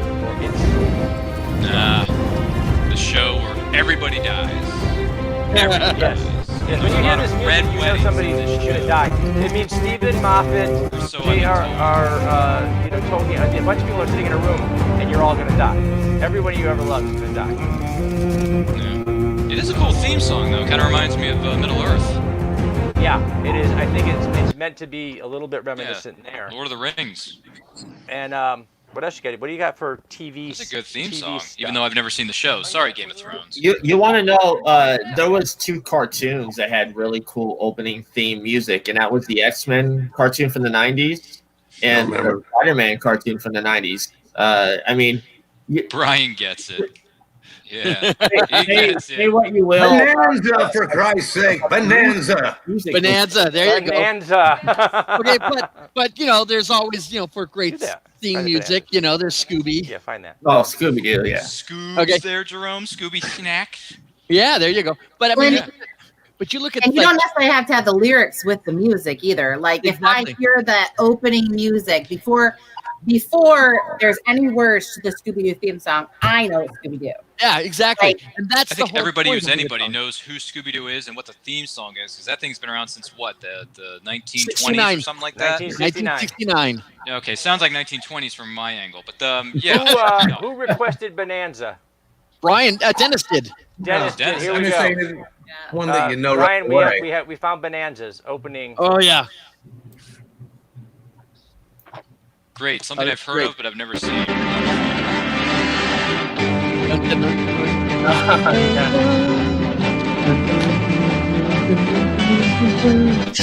Okay, I've heard this piece of music before. I did a slight parody of it in that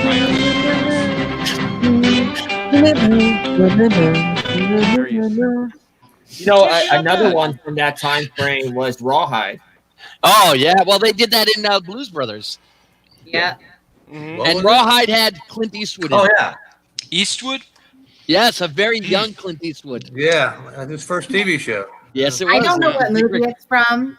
But when you see the tumbleweeds, like I envision the tumbleweeds and there's the do. Probably one of the Clint Eastwood movies, the spaghetti western. Probably Eastwood. Yeah, it sounds like Good, the Bad, and the Ugly. Yeah. Yes. The whistle. They named a ravine after the whistle too, from Good, Bad, and the Ugly. Yeah. Yeah. But I mean, that I have. What's funny is I bought that soundtrack before I even saw the movie. Dude, it's a good soundtrack. It's a good score. And you see the occasional clips of Clint Eastwood, and of course, every time I think of Clint Eastwood, I think of Jim Carrey when he does his Clint Eastwood impersonation, where he kind of just like grits his teeth and he like brings in his eyes, and he's just always. I always go back to those spaghetti westerns. Yeah. The man with no name, as they called him. The squintiness that he did because they were in the Spanish deserts, making those films. I also need to watch the Dirty Harry movies because I know those were really big too. Something I've learned in this pre-pandemic era of ours, whatever, I have seen all 5 Dirty Harry movies, and let me tell you, those are some good films, man, and there's some good iconic lines in those too. You can't help yourself. And one of these days, if it ever happens and Earth ever, reopens. I had an idea of cosplaying as Dirty Harry, but I don't think anyone's gonna get it. So I'm just gonna switch that up and do the Man with No Name because those westerns are darn good. So stay tuned, Randall. You may see me in an outfit one day. Hey Ryan, I got a question. Have you seen the Charles Bronson film Death Wish? Oh no. The controversy that film caused. Death Wish 3. Never seen. We're talking Charles Bronson. My favorite is Breakheart Pass. Yeah, I got you. Right, I've never seen those films that before. movie, and I actually know who Charles Bronson is. So once again, it's more homework for me. I enjoyed the spaghetti western that he was in. Same guy who directed The Man with No Name. I can't remember the name of the movie off the top of my head, but I watched it for the first time. Like one of my side jobs, one of my side gigs is my friend. His grandfather had a stroke, so he needs help. Like making sure he's taking his medicine, and he likes to sit down and watch all these old movies. So while I'm watching him, while I'm helping him out, I'm getting to sit down and watch some of these old movies with him. And so like so many westerns. I've seen some John Wayne films I haven't seen before. I've seen the Charles Bronson films, and the sad thing is he doesn't like any of the if I try to get him to watch a Marvel film, like if it's not real enough, if it's too science fiction-y or too superhero-y, he's just like, nah, turn it off, like change it. He likes to watch like stuff that's more grounded, and so like he'll watch like all these classic '80s Chuck Norris films. He'll watch some Chuck Norris films and Chuck Norris. Yeah. So now Sage is running a bit behind, but since Randall mentioned it, she had gone and found it. Couldn't help it. Oh. So we got a gift for you, Randall. Stay tuned, man. That's right. The gift that keeps on giving. Ryan, I'm making the list for you. Awesome. I'm making the list She for doesn't Ryan. hear us It's going to when be we 5 say it. miles long by the time we get out of here. That's right. She's got. What do you got? You got it there? Okay. Where's that gift for Randall? We want to give it to him. Come on. Carrot, is it ready for me to bring up then? Yep, go for it. She's all set over here, I guess. What's on that Titantron there, Brian? Ah, yes. Ah, yeah. Jeez. The William Tell Overture. classic. I have a story to tell after we watch this. Very quick.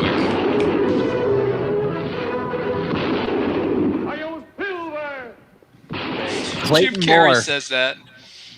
Clayton Moore, man, there's a classic right there. Yeah. But what's interesting is that music transitioned from the radio show to the TV show, which most people aren't aware of. I did music for a TV show. Which one? I wasn't the composer, but I played the guitar, and it was a short-lived HBO program called First and 10, starring. I know that show. Yes. Starring. Wait a minute. She was on. She's a Southern beauty queen, and she did a later TV show. Dawn. Oh. No, wait a minute here. Ah, damn! I can see her. I'm thinking about him. Huh? Him. Oh, him. Oh, Bergeron, isn't it? No. O.J. Simpson. OJ was in First and 10? Oh, wow. He was the star of the program. Really? I think it went like 2 seasons. He was. Hang on a second here. I got to go. I think we know where he is now, but yeah, Nordberg was in this? Yes. Yeah, Nordberg. Delta Burke was in this one? Yeah, Delta Burke. Couldn't come up with her name. Yep, that was the one I couldn't think of. Yeah. Who else was in that film? So the Lone Ranger, it's funny. I felt like such a dummy, but it was such a great surprise. Like it hit me, and I was just like, I felt so stupid but so happy at the same time. I went to go see the Lone Ranger film. The Disney film. That was a mistake.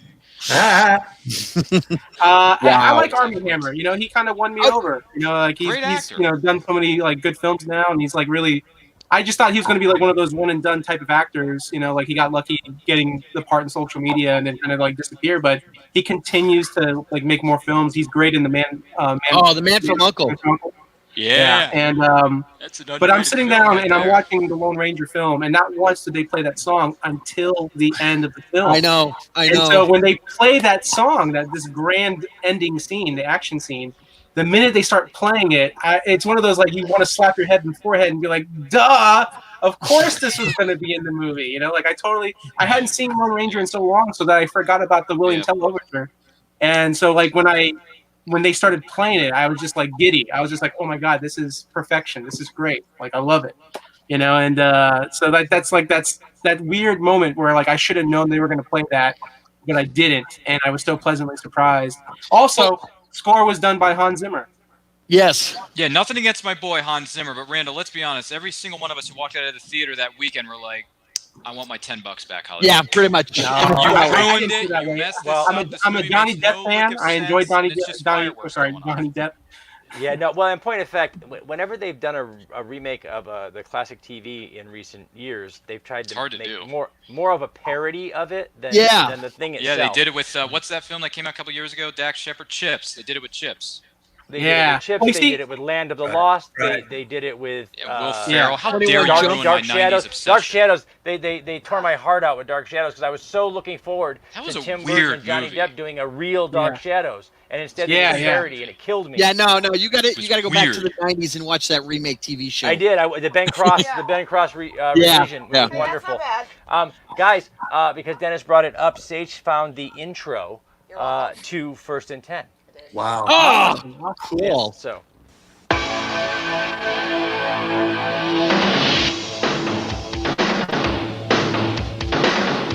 I remember this. Hey, it's Nordberg.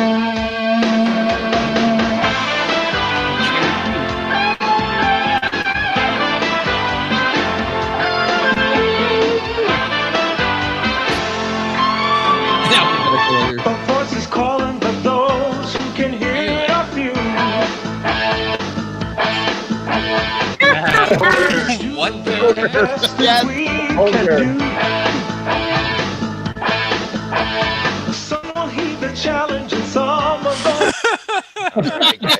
Such an 80s joke. We've used so many clips during the show. I'm trying to count her down to keep it within fair use.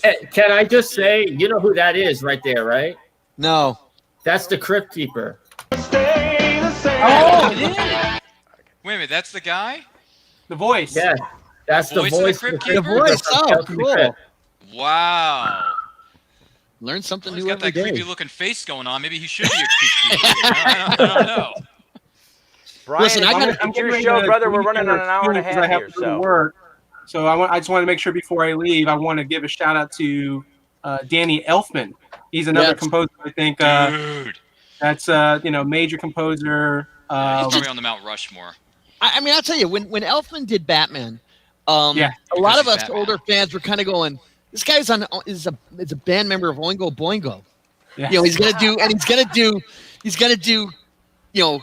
I a love theme, Weird Science. you know? I love that theme song. Right. But you watch, but at the time it was such a mashup because not only were the fans upset about Michael Keaton playing Batman, right? Because he had just done Beetlejuice. Now you got this guy from this rock band Oingo Boingo. Everybody was going, "Oh God, it's gonna be the Adam West all over again," and everybody was blown away by that music and by how that movie came out. It killed the entire naysayers, and I was one of them.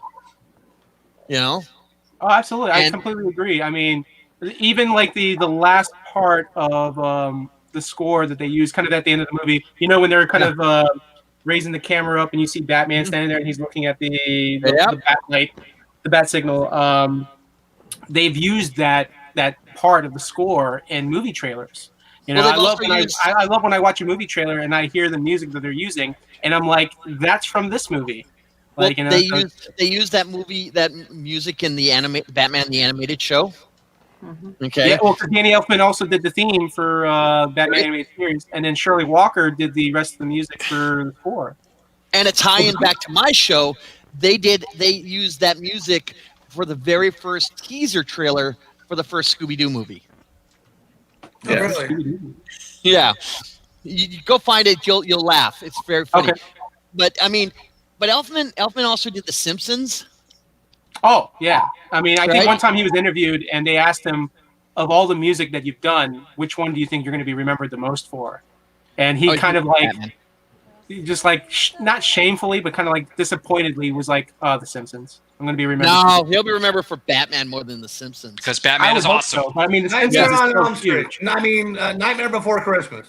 Yeah, he did Oh, Nightmare yeah, Before Christmas too. Yeah. Is there And anything he hasn't done? Didn't he sang the role of Jack? Yeah. I was reading That's that. right. Yeah, What's he this? What's he this? wasn't the actor, but he was the he sang the singing part. voice. Yeah, Yeah. he was the singing voice. The Yeah.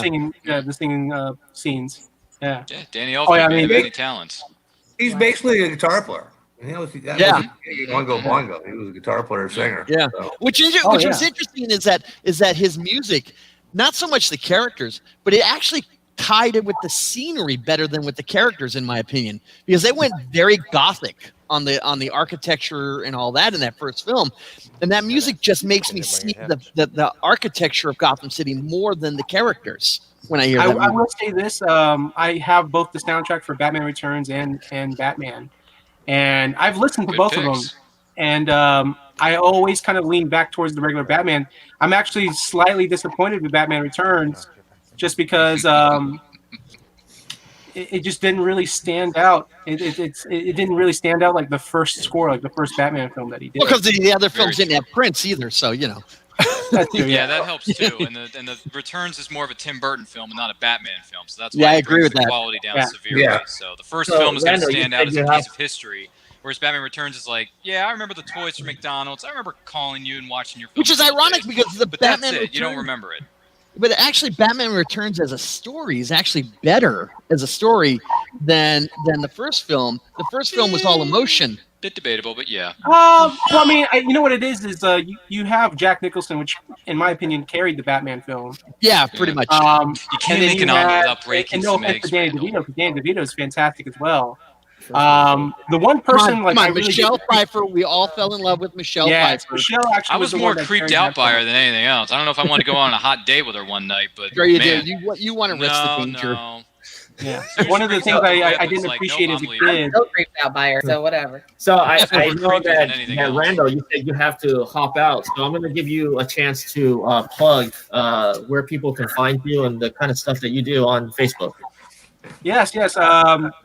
So I'm a huge comic book fanatic, comic book collector. I've been collecting for a long. That's awesome. Yes, that's awesome. The Superman right there. That's great. I love that. So I actually have a couple groups, but the main group I kind of do right now is Comic Book Collectors League. You can find me on Facebook on there. I have both a like page and a group page. So I think some people get confused and they end up liking the like page, but they never join the group page, so they don't get to partake in the conversations and see some of the posts that I put out. I'm also a big DC fan, as you can see in my name, DC Randall. I started a DC fan group back when DC Universe launched. And but now that DC Universe is ending, I've kind of rebranded the group now. So now it's a DC Universe Fans International. So now I more people can join the group instead of just people part of the DC Universe group. And in my comic book business, it's called Blank Variant Comics. I know it's a weird name for a comic book business, but the reason it's called that is because they make a lot of blank covers, and they're referred to as blank variant covers for the comics. And a lot of customers, a lot of people like to get the blank covers because you go to a convention, you either get a local artist, or if you're a hardcore collector and you like to get commissions done from more famous artists and more professional artists, people tend to use those. So I'm kind of marketing around that to where any artist or any fans that like to get those books, I try to offer those books. But currently I'm just selling DC Comics at the moment, just because of the changes in the comic book industry. So that's mostly where you can find me on there. I'm on Twitter, I'm on Instagram, but I don't use those as often. Facebook is the one that I use the most of, and that's it. Yeah, cool. And we appreciate you, Randall. We've been friends. You were one of my first friends that I met here in Florida. Yeah, long time. Yeah, and but what's that? We the whole joke between the people in our circle, we call you Dean Cain because you're when I'm more clean shaven and better dressed, I could probably pull it off. You do kind of sound like him a little bit too. Nope. Oh yeah, I don't hear my as voice the that often. resident Dean Cain lover in the group. Yeah. Well, thank you though. All right, Randall. Well, you're always welcome back anytime, man. Yeah, Randall, we're gonna have to talk sometime off camera and do some business. Definitely, DC man. is one of my I bread do and butters, discounts and I hook up brother, my so- customers, and Yeah. one of my biggest goals in my life is I want to. What is there, 330 million people in the United States? So my goal is to make half of them at least comic book fans and collecting comic books. Oh, we got to talk. Hey, I started reading comics 3 years ago, man, so I'm always down for some more comics, boy. I go back to the 1960s in comics, so we'll talk. Nice. You do, Jerome. We've established this. And another personal goal of mine is to own Action Comics #1. Oh, That's good my luck goal on that one. in my collection. Start saving your pennies Hey, now. save that Yeah. coin, brother, and go get him. And don't take no for an answer. Never take no Oh for an no! answer. You Yeah. go for it. I'm probably gonna have to buy a couple houses Lots and of turn around and points. sell those houses just to buy the that Action 1. If I'm Yeah, lucky. I see drug dealing in your future. Go after the Holy Randall. Go after the Holy Grail, man. Blame Jerome. That's right. Even better. I'm going to become friends with Nicolas Cage. And There so you Nicolas go. Cage is Yeah. Wait a minute, didn't he sell it already? Probably. Well, no, actually, because he's known for stealing the Declaration of Independence. So he and I were going to team up. Okay, We're there gonna you go go. Right. Yeah, steal find a the copy first there, appearance of yeah. Superman. Yeah. So, All right. All right, Well, Randall. thanks for having me, guys. I look forward to hoping to see you all again, and of course, Absolutely, keep in man. touch. We'll be in touch. And Nice and meeting Dennis, you. it's great meeting you. Fantastic work on the score music. The stuff that you've done. It's amazing, man. It's nice to Thank meet you. you. Nice meeting you. Have a good day. All right, Thanks, bye, you too. Randall. Bye, We'll be in Randall. touch. See you, DC Randall. Jeez, man, Brian, where do you find these kids? They're hip. They know what's up. I like it. Keep it coming, man. Seriously. That's what happens when we run in yes, this convention but you all need circuit. to watch more movies. I know. Randall and I have homework to do, guys. We know. Yeah, I'm working on Yeah. a list. I'm working on a list for him. Yeah, Jerome's gonna You got a head start on you, my friend. a We're giant gonna need a Word bigger document with all these movie titles. Written all over. I don't know. What do you think? Do you think he should get the Pillow Talk? He should watch Pillow Talk, guys? Oh, Is that Doris Day? That is Doris Day and Rock Hudson. Yeah. Oh, Yeah. jeez. Yeah, I'll put that on the list here just Yeah, because. great. You know, to add a Weird little twisted ideas weirdness. have just entered Jerome's mind. So, Well, no, it was an important 1960s film. So I must say this. This was brought up when we were talking about the Mount Rushmore.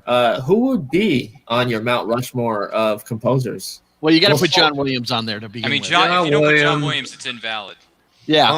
Hans Zimmer. I'd go Yep. also with Elfman. John Williams. I have I think you got to have Ennio. Ennio, yeah, That's such a yeah. tough one. That's such a good one. How many My people wife- on how many on Rushmore? 4 or 5? Four. There are four. There are 4 names on there. That was 4 right there. Yeah. My Williams, wife wants me to push Howard Shore because she's a Lord of the Rings fan. So Yeah, well, again, absolutely deserves it, but you only get 4. I think Goldsmith's a good one too. Yeah, I give Zimmer because of Gladiator Waltz. That good point. Good point. And he wrote that, and I read an article. He said, I did this in 3/4, and I really liked it, but I was just scared to death to play it. For who's the director? What was his name? Where in? Ridley Scott. Yeah. Because I just thought he was going to look at me like I'm a freaking moron.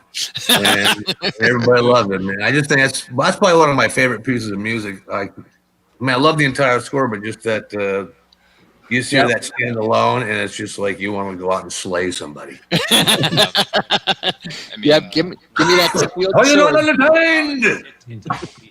What about you, Gary? Who would you put on your Mount Rushmore? Oh boy, I'm gonna start with John Williams, obviously. Because I don't think you can get much. I mean, it's just prolific. So much of his stuff has become iconic, and some of it is because of the films it's in, and some of it is just because he's John Williams, and he creates a character out of music that it does what Dennis said. It stays in the background while you're watching the movie, but as soon as you leave, it's instantly recognizable, because of its impact on you. So, so I think John Williams is going to go there. Zimmer's going to go there. Boy, I actually have a whole list here that I'm following. You can only have there's 4, so many Garrett. There's so many great folks here, and I know, again, because their scores become iconic and they are so well associated, I can almost put Carmine Coppola on the list because of Apocalypse Now. But really, that's not. I mean, it's his arrangement, but it's Wagner's music that made it so iconic. So it's really hard to say, put Carmine on the wall because he did a good job arranging it, but without Wagner, it doesn't. It doesn't work. Is my mic working? No, my mic is not working. You're hearing me through your mic. That's right. Haha. Because you guys Gotta love technology, folks. Yeah, well, it's where he gets for playing technology World in of the backstage Warcraft. area. So why don't you, He's playing World of Warcraft with the mic on, so Angles, please. World of Warcraft. There you go. You kids and your WOWs and your D&Ds. Yeah. And then Sheldon's like, new dice smell. All right, there we go. It's like, Now you can hear what me is better. that? I never Let me understood think. that. So I had Williams and Zimmer, and then I'm gonna go. Oh, I'm gonna go all the way back because I am a huge. I was the one that mentioned it in the first place. So I'm, you gotta shout out to Max Steiner from Casablanca. Oh yeah, because that just made it. I saw Casablanca in a theater with a restored print, and the only thing I could think when I was sitting there watching it in Hollywood, it's in freaking mono. Yes. It's pissing me off. It's in mono. It's in mono. Whole movie coming through 1A7 in the back of the screen, in the middle of the screen. And it was just a disconcerting experience. It was. Yeah. I'm used to, 5.1, 6.1, right? 7.1. Here's one. And SDDS, what do they call it? I'm gonna put this one on my because that was 3, but I'm gonna put this last one on my list Dolby just Digital surround because of one film. Which one? And that is I'm gonna put Nino Rota on my list for Godfather. Yeah. Ooh. Good choice. Oh, yeah. I mean, it is one of those pieces that as the movie was playing, you didn't necessarily think about what you were hearing, but then afterwards, every time you heard that, you always worried that somebody's gonna kill Sage you. actually has a clip from that too, I think. Yeah. Yeah, just watch some of that. Yeah, I mean, whenever you hear that, whenever you start to hear that that theme music, you automatically are drawn to. Somebody starts talking like Marlon Brando with cotton in his cheeks. As soon as you hear it, somebody has got to do. You come to me. I mean, you can't help it. She's in my daughter's wedding.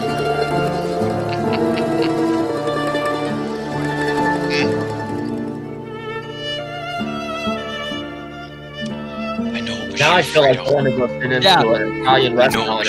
You broke my heart. Yeah. You broke my heart. And just like the Game of Thrones music, the first thing we know when we hear that is everyone will die. Everyone will die. And that, so I'm going to put Nino on the list. I'm there. a Godfather 2 fan. You broke my heart. I knew it was you. I'm smart. And you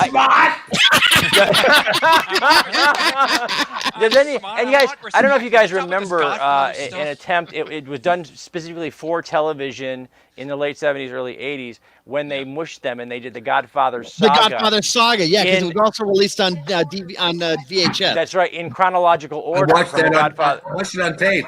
Yeah, hey, I'll have you know, I had to sacrifice my recovery time from wisdom teeth removal to watch that for the girlfriend at the time. Had to watch the entire Godfather. I had watched that I had watched that air on television in chronological order. Yeah. And I saw the movies later because I was like 8. Yep. And then but it was wonderful to see that in chronological order. And I remember then after watching the movies, coming back to it in chronological order, and in the early scene with Vito, playing the music, introducing the song of the village to us. And you just were like, oh my God, there's a history and everything to that arrangement, which was just wonderful to see. Like I said, I did this because I had a girlfriend who wanted to go see Godfather 3, and I wanted to make sure I wasn't going to be an idiot when we went and saw it.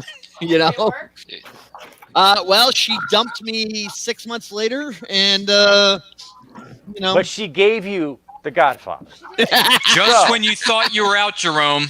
Yeah, just when you thought you were out. Yeah.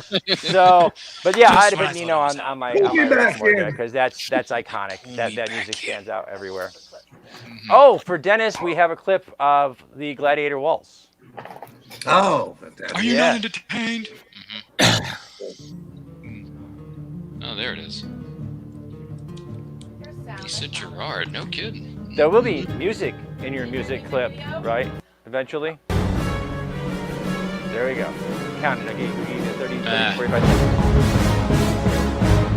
Oh, listen to that though. Oh, it's actually kind of reminds me of Pirates like of the the Caribbean. chariots are racing at him right now, if I remember right. And this was perfect because it is exactly what Dennis was talking about. This music listened in the background. And it did not distract you at all from what you were seeing, but made everything you were seeing better because it was there. Now I got to go rewatch that film. Yeah. It actually reminds me of the Pirates score a little bit. Well, he did do the Pirates, so yeah, he did. So that's why it reminds me of that. It's like, man, Hans Zimmer, you dipped your, toes into a lot of different waters here, pal. He also did Lion King, so TOK, yeah, the original, yeah, because that remake never happened. That's right. Yeah, trashy remake, Hollywood, way to go. So, I got to put my 2 cents in for this whole. Of course you do. Rushmore. Obviously, John Williams. I'm putting Elmer Bernstein up there. Okay. Yeah, like that. Okay. You got to put Ennio. Yeah. You got to put Ennio up there for because he's done a lot. He had a lot of history. But because I'm a Star Trek guy, I also have to put Alexander Courage up there. Getting nasty here. Okay. So what you're saying is we actually need a really big mountain for all of us. Yeah, to get pretty our much. votes Yeah, on pretty there. much. Forget about a Mount Rushmore. We need like 50 spots open for you. I mean, I'm looking at composers right now. Like, There's too many to hard count, to make. Brian. Yeah, it's hard. I mean, Jerry Goldsmith. Yeah. Goldsmith did a lot in his day. He did a lot. Yeah. Oh, and of course, John Williams. Well, John Williams, everybody has agreed. John Williams is, Yeah, is we already pretty know. much the pinnacle of that. Yeah. When he goes, Hollywood's going to be in trouble when John Williams goes. Nobody mentioned this person, James Horner. Hey, look.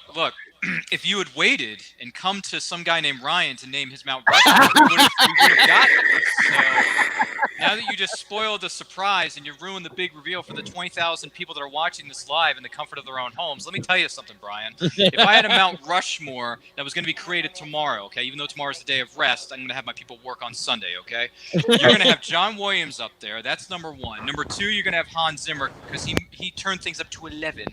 For this guy because of Superloop. Door number 3 is going to have freaking James Horner, since you already blew the surprise. Thanks, Brian. James Horner's done so many incredible things in the state of his career. I mean, even long before he passed, he's done everything. Titanic, the war film known as Glory. I mean, come on. I mean, the guy's a master of his craft. He did Avatar. Everything else he's done is fantastic. And then door number 4, I've been struggling with this fourth name, but I'm probably going to go with Elfman, just because one of the first films I watched when I was a wee lad, before I knew what life was and had to live it to the extreme that I do now because of hanging with Web Show and Web TV. You guys are awesome, by the way. I just want to point that out. I'm going to go with Danny Elfman on this because he gave us Batman. He gave us a whole bunch of other stuff. And I'm like, I cannot think of any other comic book hero. The first, even though Superman's my number 1. First thing when I think of one of the first things I think of when I think of a film score is Danny Elfman's Batman. Because it's awesome. And who doesn't want to drive the 89 Batmobile on 995 going 120? I mean, honestly, God, who doesn't want to have Vicky Vale sitting next to them in that ridiculously good-looking car driving up to the Batcave in the middle of the night? She screams too much. You can't have her sit next to you. No, I that's agree. true. That's true. I rewatched the film 100 times over, and one of the things that I would take out of that is, Kim, I love you. Okay, Kim, I love you. Way too much screaming for me, honey. Yes. You gotta stop screaming. Way too much. Ease up on the sauce. But other than that, Danny Elfman goes with door number 4. Brian, does that answer your question? Because I hope it does. So now everybody's Rushmore gets to stay in place, but I guess Sage wants to add one to it. So we're gonna need a bigger mountain. Yeah, we already do that. Yeah. Oh, she got a clip. Oh, she's got a clip. She doesn't want to say. She wants to do. All right. Here's the spoiler. Oh, yeah. Oh, jeez. Hello. I remember watching reruns of this animated series when I was a kid. Mancini just, Yep. Yeah. When someone's up to no good, this is the kind of music you want to play in the background. Exactly. Isn't that Garrett every other day of the week, though? Should we be playing the Pink Panther theme every time Garrett walks in the room? Nicely done. Nicely done. Yeah. We should be playing that. That's your theme song, it is. Garrett. It's 4:00 somewhere. I think maybe since everybody's kind of sounds the same, there should be a few honorable mentions because, I mean, because we can and we have creative freedom. Yeah, yes, that's because true. we can. Let's go with how about Alan Silvestri? Yeah. Yes. How And about Michael Giacchino. Giacchino, yeah. Giacchino. Oh my God, Italian. I know it's Giacchino, but yes. But It's a good pick. But mostly because he did The Incredibles, the newer Star Trek movies, Rogue Inside Out, a lot of Pixar. So Ratatouille, Inside Out. He did Rogue One. Did Rogue One, one of the best Star Wars films ever made. He is the musician for the new upcoming Robert Pattinson's Batman, if that ever comes out. Hopefully one day it will. And you said Rogue One, right? Yeah, Rogue One. That trailer's pretty darn good for him. Also, you got to give I give an honorable mention there because I didn't put these guys or this guy who is part of these guys on my list, but mostly because I didn't associate what we were talking about today with just overall scores because they are notoriety. Their notoriety comes from musicals in particular. However, Richard Rodgers and Hammerstein. Rodgers and Hammerstein, yeah. They have to be anything pre-John Williams is Rodgers and Hammerstein. Well, I got an obscure one for you from pre. Yeah, you have you have that whole, you go down a rabbit hole there, but you have to acknowledge something that is as iconic as, say, The Sound of Music. Okay, so how about then, if we're dealing obscure, then how about Eric Wolfgang Korngold? All right, he lost me. Okay, that never happens, by the way, but Jerome just managed to do that. Okay, he wrote the music to Captain Blood, The Adventures of Robin Hood.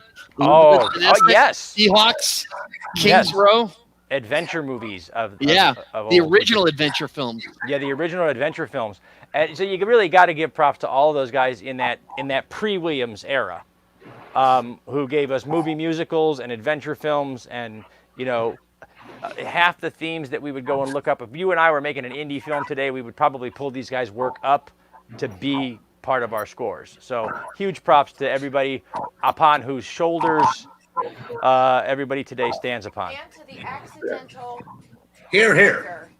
To the accidental. That's right. To the accidental composer, Dennis, who fell into it while young and managed to create some beautiful scores to some scary ass movies that scare us to this day. So amazing. Yeah, I'm surprised the legs that Night of the Demons has. I got fans who are like 16. There's gotta be. It's just had legs on it, that film. Well, I mean, Scream Factory, which is Shout, they released a very good Blu-ray with a lot of special features. And I mean, if you look at their catalog that they've done for horror films and the obscure stuff, that's between them and Arrow. They release a lot of these films, and they find new life. What would you say to someone that wants to become a composer and get into the business? What would be your words? Well, it's a whole new world right now. I mean, like I used to say, you want to be an actor, you want to be a director, you can't live in Idaho. You got to freaking move to LA, and you got to start networking and stuff. But I'm doing a film in October that is being shot in Alabama. They're going to email me the picture, and I'm going to sit in my office and score it and mail it back to them. Email it back. I don't know. I don't even know where you get started anymore. You can't go. There's no place to go and meet the person who's going to hire you anymore. Network, I guess, which I used to have to do in person. Would you suggest maybe if some buddy of yours is making a short film, then go score his film? Oh, absolutely.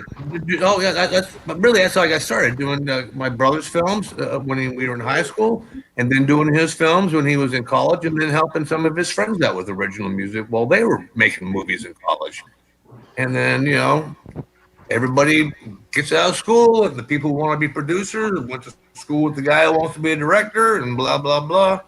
But I don't know anymore. I don't even know if people go to school to learn how to make films anymore. If they just go online and watch classes. My brother went to USC, because it was a very prestigious film school, and he couldn't even get in the film department. He got in the TV department, even though he'd made 6-hour-long epic home movies with special effects, stunts, broken bones, and blown up cars. And that's not what they were looking for. They were looking for a little artsy-fancy crap. So I don't know. Today it's a whole. I get approached. It's easy for me today because I get approached from independent filmmakers. There you go. And there's a lot of independent filmmakers right now making horror movies. Because you got, what do you need? You need a set in the woods. You need one in the cabin. Boom, you got Spam in the Cabin movie. Just do it right.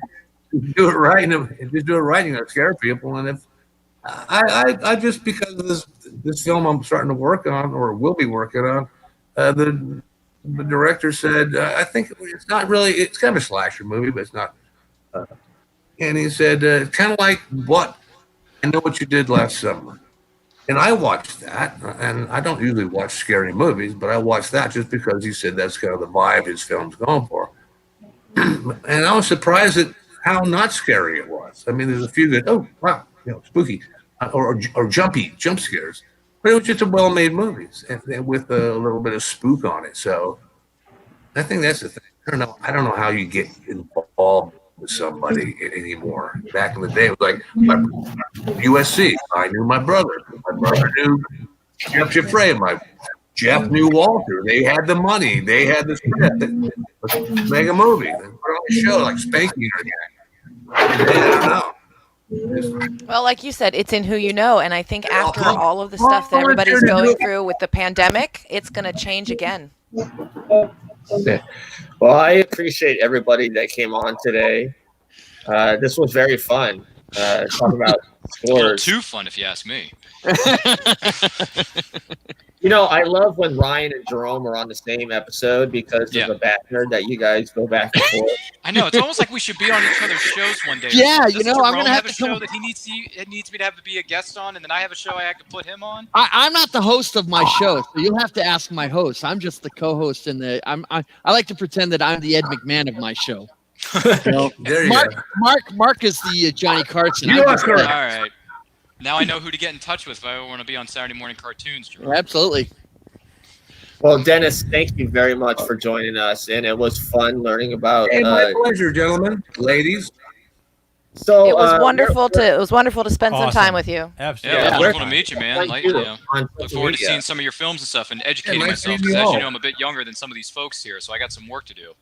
Night of the Demons. I got to write that down. Well, don't mess with Yeah, Pop exactly. over That's here. going to go to my file. And then I'm gonna I've put had a that couple and decades watch head that. start. So, can people just find you on Facebook, or are you on Twitter and all that? I am. You can go to DennisMichaelTenney.com. That's my webpage. You can go to YouTube and just type in Dennis Michael Tenney. Just like it says right there on the screen, right there. There you go. Yep. And on Facebook, it's just Dennis Tenney. There's another Dennis Michael Tenney out there. I mean, I think he's in like Denmark, and he got into this whole way before me, or Dennis Tenney. I mean, not Dennis Michael Tenney. But on Facebook, Dennis Tenney, YouTube, Dennis Michael Tenney, website, Dennis Michael Tenney. I'm sorry, I take that back. I take that all back. I lied. It's the Uncle Dennis Show, because I'm a silly character. The UncleDennisShow.com, the UncleDennisShow.com, and on you can find all my albums up online at Dennis Michael Tenney at Bandcamp.com. You can just listen to them. You can buy an album for $20, or you can just listen to them right off the Bandcamp. And that's about it. And YouTube, Dennis Michael Tenney. The UncleDennisShow.com is my website. Yeah, I think my wife sets all this shit up.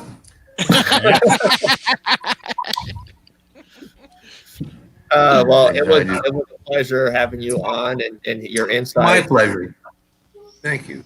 And of course, Garrett, with the Hanging with Web show. I mean, you're the creator of all of this. You know, we work together, and I love having you on. So I am. I don't know how creative I am. I have the privilege of being able to say that I proudly stand on the shoulders of some amazingly talented creators, and it is an honor and a privilege that I do not take for granted, and one that I'm very grateful for. So, yep, I'm the host of the Hanging with Web show and the executive producer at HWWS Web TV, the home of some of these fine shows and series, including Reels and Heels, and Saturday Morning Cartoons, and Nerd Culture's Battle of the Nerds, and all the stuff. And Ryan, I can't even say a show title. I am proud to syndicate Ryan Permission, because Ryan the Quote has 73,621 shows, and we are going to broadcast them all over the next 3 days. No, I'm kidding. So anyway. Thank you guys for having us on. It was a privilege again. Absolutely. Do you guys have anything coming up? What do they not?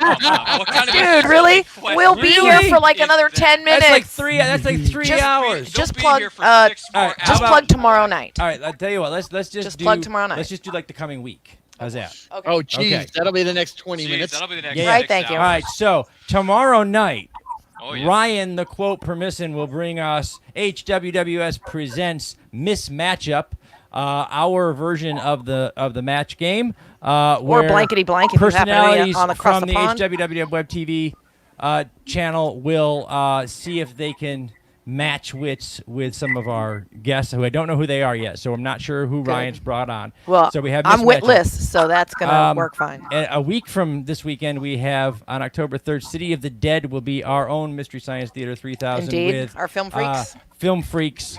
We're going to watch City of the Dead. And just have some fun. And you know, kind of have a lot of fun doing that. Yes. And then, wow, what else do we have? Okay, well, and through the week coming up, Yeah, you do we it. have all the rest of, we have our shows. Everybody will have one. We have The Legend of the Traveling TARDIS. We have, the main event is currently on hiatus, but we will have, as you said, Saturday morning cartoons. We have Battle of the Nerds. We have Lights, Thunder, Action Podcast. We do have Back Talk with Bauer, which is just some sassy, goofy fun going on there. Willow's Pillow Talk is also currently on hiatus, but we also have HWWS Indie Music Radio, where we play independent music from incredible musicians, the hottest tunes from the folks you haven't heard from before. So listen to the show. We have interviews on there and different How stuff. do you listen to HWWS Indie Music Radio, Sage? Well, thank you for asking.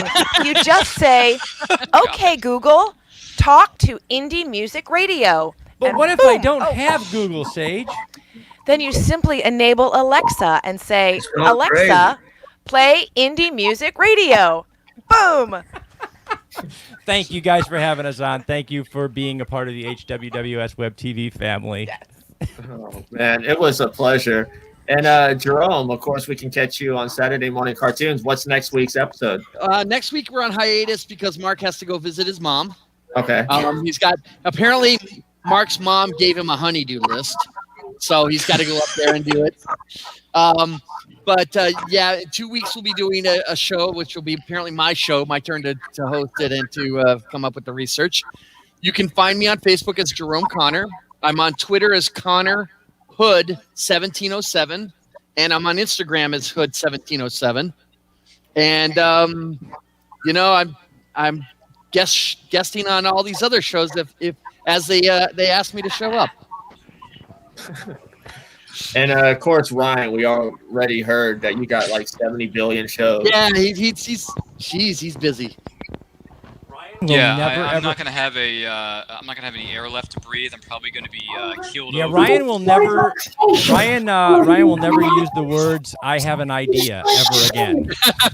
Probably never again. And this is funny because this is my first of many shows I'm doing throughout this weekend, which technically, even though my birthday is this week coming up, I guess this is my birthday weekend, so this is gonna be wild. What don't I have coming up? I have tomorrow's Mismatch Up. Going to be hosting that. 20,000 people watching. That's going to be good. Hopefully, no pressure on me. But yeah, you can find. I'll tell you what. I'll keep it short and sweet for you, Brian, because I know there's a lot of stuff going on backstage behind you. So anyway, you can find me on find us on Facebook, Twitter, and Instagram at It's Nerd Culture. Check out our YouTube channel. We got all kinds of nerdy content up there, whether it's movies, TV shows, video games, talking about all that stuff. Check us out on YouTube. We have a Redbubble store, so you can buy some killer-looking clothes. Hey, it is fall season, ladies and gentlemen. You want to get yourself some killer new swagger? Go to our Redbubble store, and you can find a link to that in our bio on our Instagram account at It's Nerd Culture. You can find us there. I'm everywhere. I'm going to be on a couple shows here, a couple shows over there, a couple shows that way, a couple shows this way.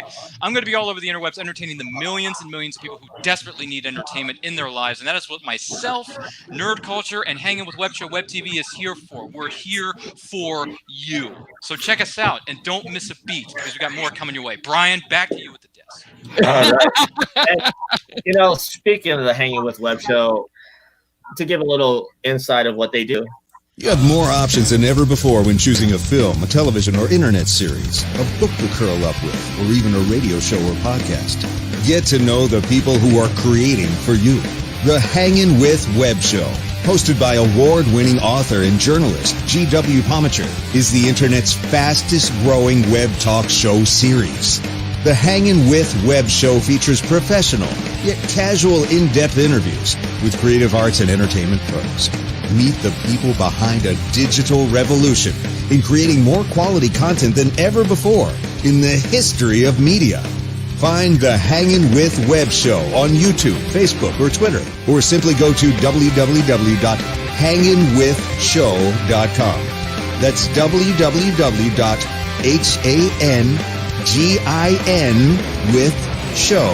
www.hanginwithshow.com. Ooh, spiffy. Uh-oh. Garrett, dead Mike. Uh-oh. Well, the show really- ran long, so the batteries died. The really fun part of that is I There can it watch is. myself learn how to use a camera live in real time. my Boy, lighting Brian, goes you from with your surprises, man. blues and greens to finally a color corrected, shot. So thank you for memory lane. That was awesome. We actually have an HWWS web TV teaser in the folder, Brian. One of these days, it is. Oh. It's in there, isn't it? Yeah. Okay. I'll have to find out. And speaking of other 10-second great thing that Mark shows, asked for. all right, other great shows that we offer. I'm David Thompson. I'm Thomas Carter Rochester, and we're the hosts of Lights, Thunder, Action. Join us weekly as we discuss the latest news in comic book movies and the film industry at large. As well as the Trilogy of Trilogies, where we review trilogies you vote for us to talk about in the Tournament of Trilogies. We go live on our Lights Thunder Action Show Facebook page and the HWWS Web TV YouTube channel every weekend. Like us on Facebook, follow us on Twitter, subscribe on YouTube, and wherever you get your podcasts to stay up to date with the Lights Thunder Action Show. That's a great show. Thomas is hilarious. Another great show that we offer. If you love Doctor Who, you'll definitely love this one. This is the Legend of the Traveling TARDIS. Follow us on Facebook, Twitter, and Instagram. Subscribe to us wherever you listen to your favorite podcasts. Also catch us on the HWWS Web TV YouTube channel. Subscribe today and become part of the legend. Oh yeah, it's another great show. Today was fun. Now it's time to go and do some adulting. Adulting? No, I refuse. It's been we've been waiting to do our adult things for 30 minutes while you run these intros through these wonderful shows. I'm excited. I know, we I'm have like, all these hello, intros, now we're we have like all these movie different theater. shows. Brian, I encourage you reach out this week, and I will show you how to slot these in different segments so that you're not running them all at the end. Yeah. You did a better job last week. He did. You did a really good job last Okay, week. because I was gonna say I'll show you how to run the timer for the segments, so you don't have to run them at the very end. So that's awesome. Well, I just thought, this week we were talking about scores and we were all caught up in our conversation. It was a great topic. It was awesome. For guys. some of us who tried to talk half the time, couldn't get a word in edgewise. Sorry. Gee, I wonder why. Which is strange for me. Like, do you know me? 73 Type A personalities on the same camera. What's going to happen? Yeah, how's that going to work? We're all going out to the back alley and resolve the issue. Yeah. A rumble. Yeah, hopefully when Saturday Morning Cartoons comes back from hiatus, I can come on the show and wake everybody up with my electrifying voice at 9 in the morning. All right, but until next week, you guys stay safe. Yeah. Bye, guys.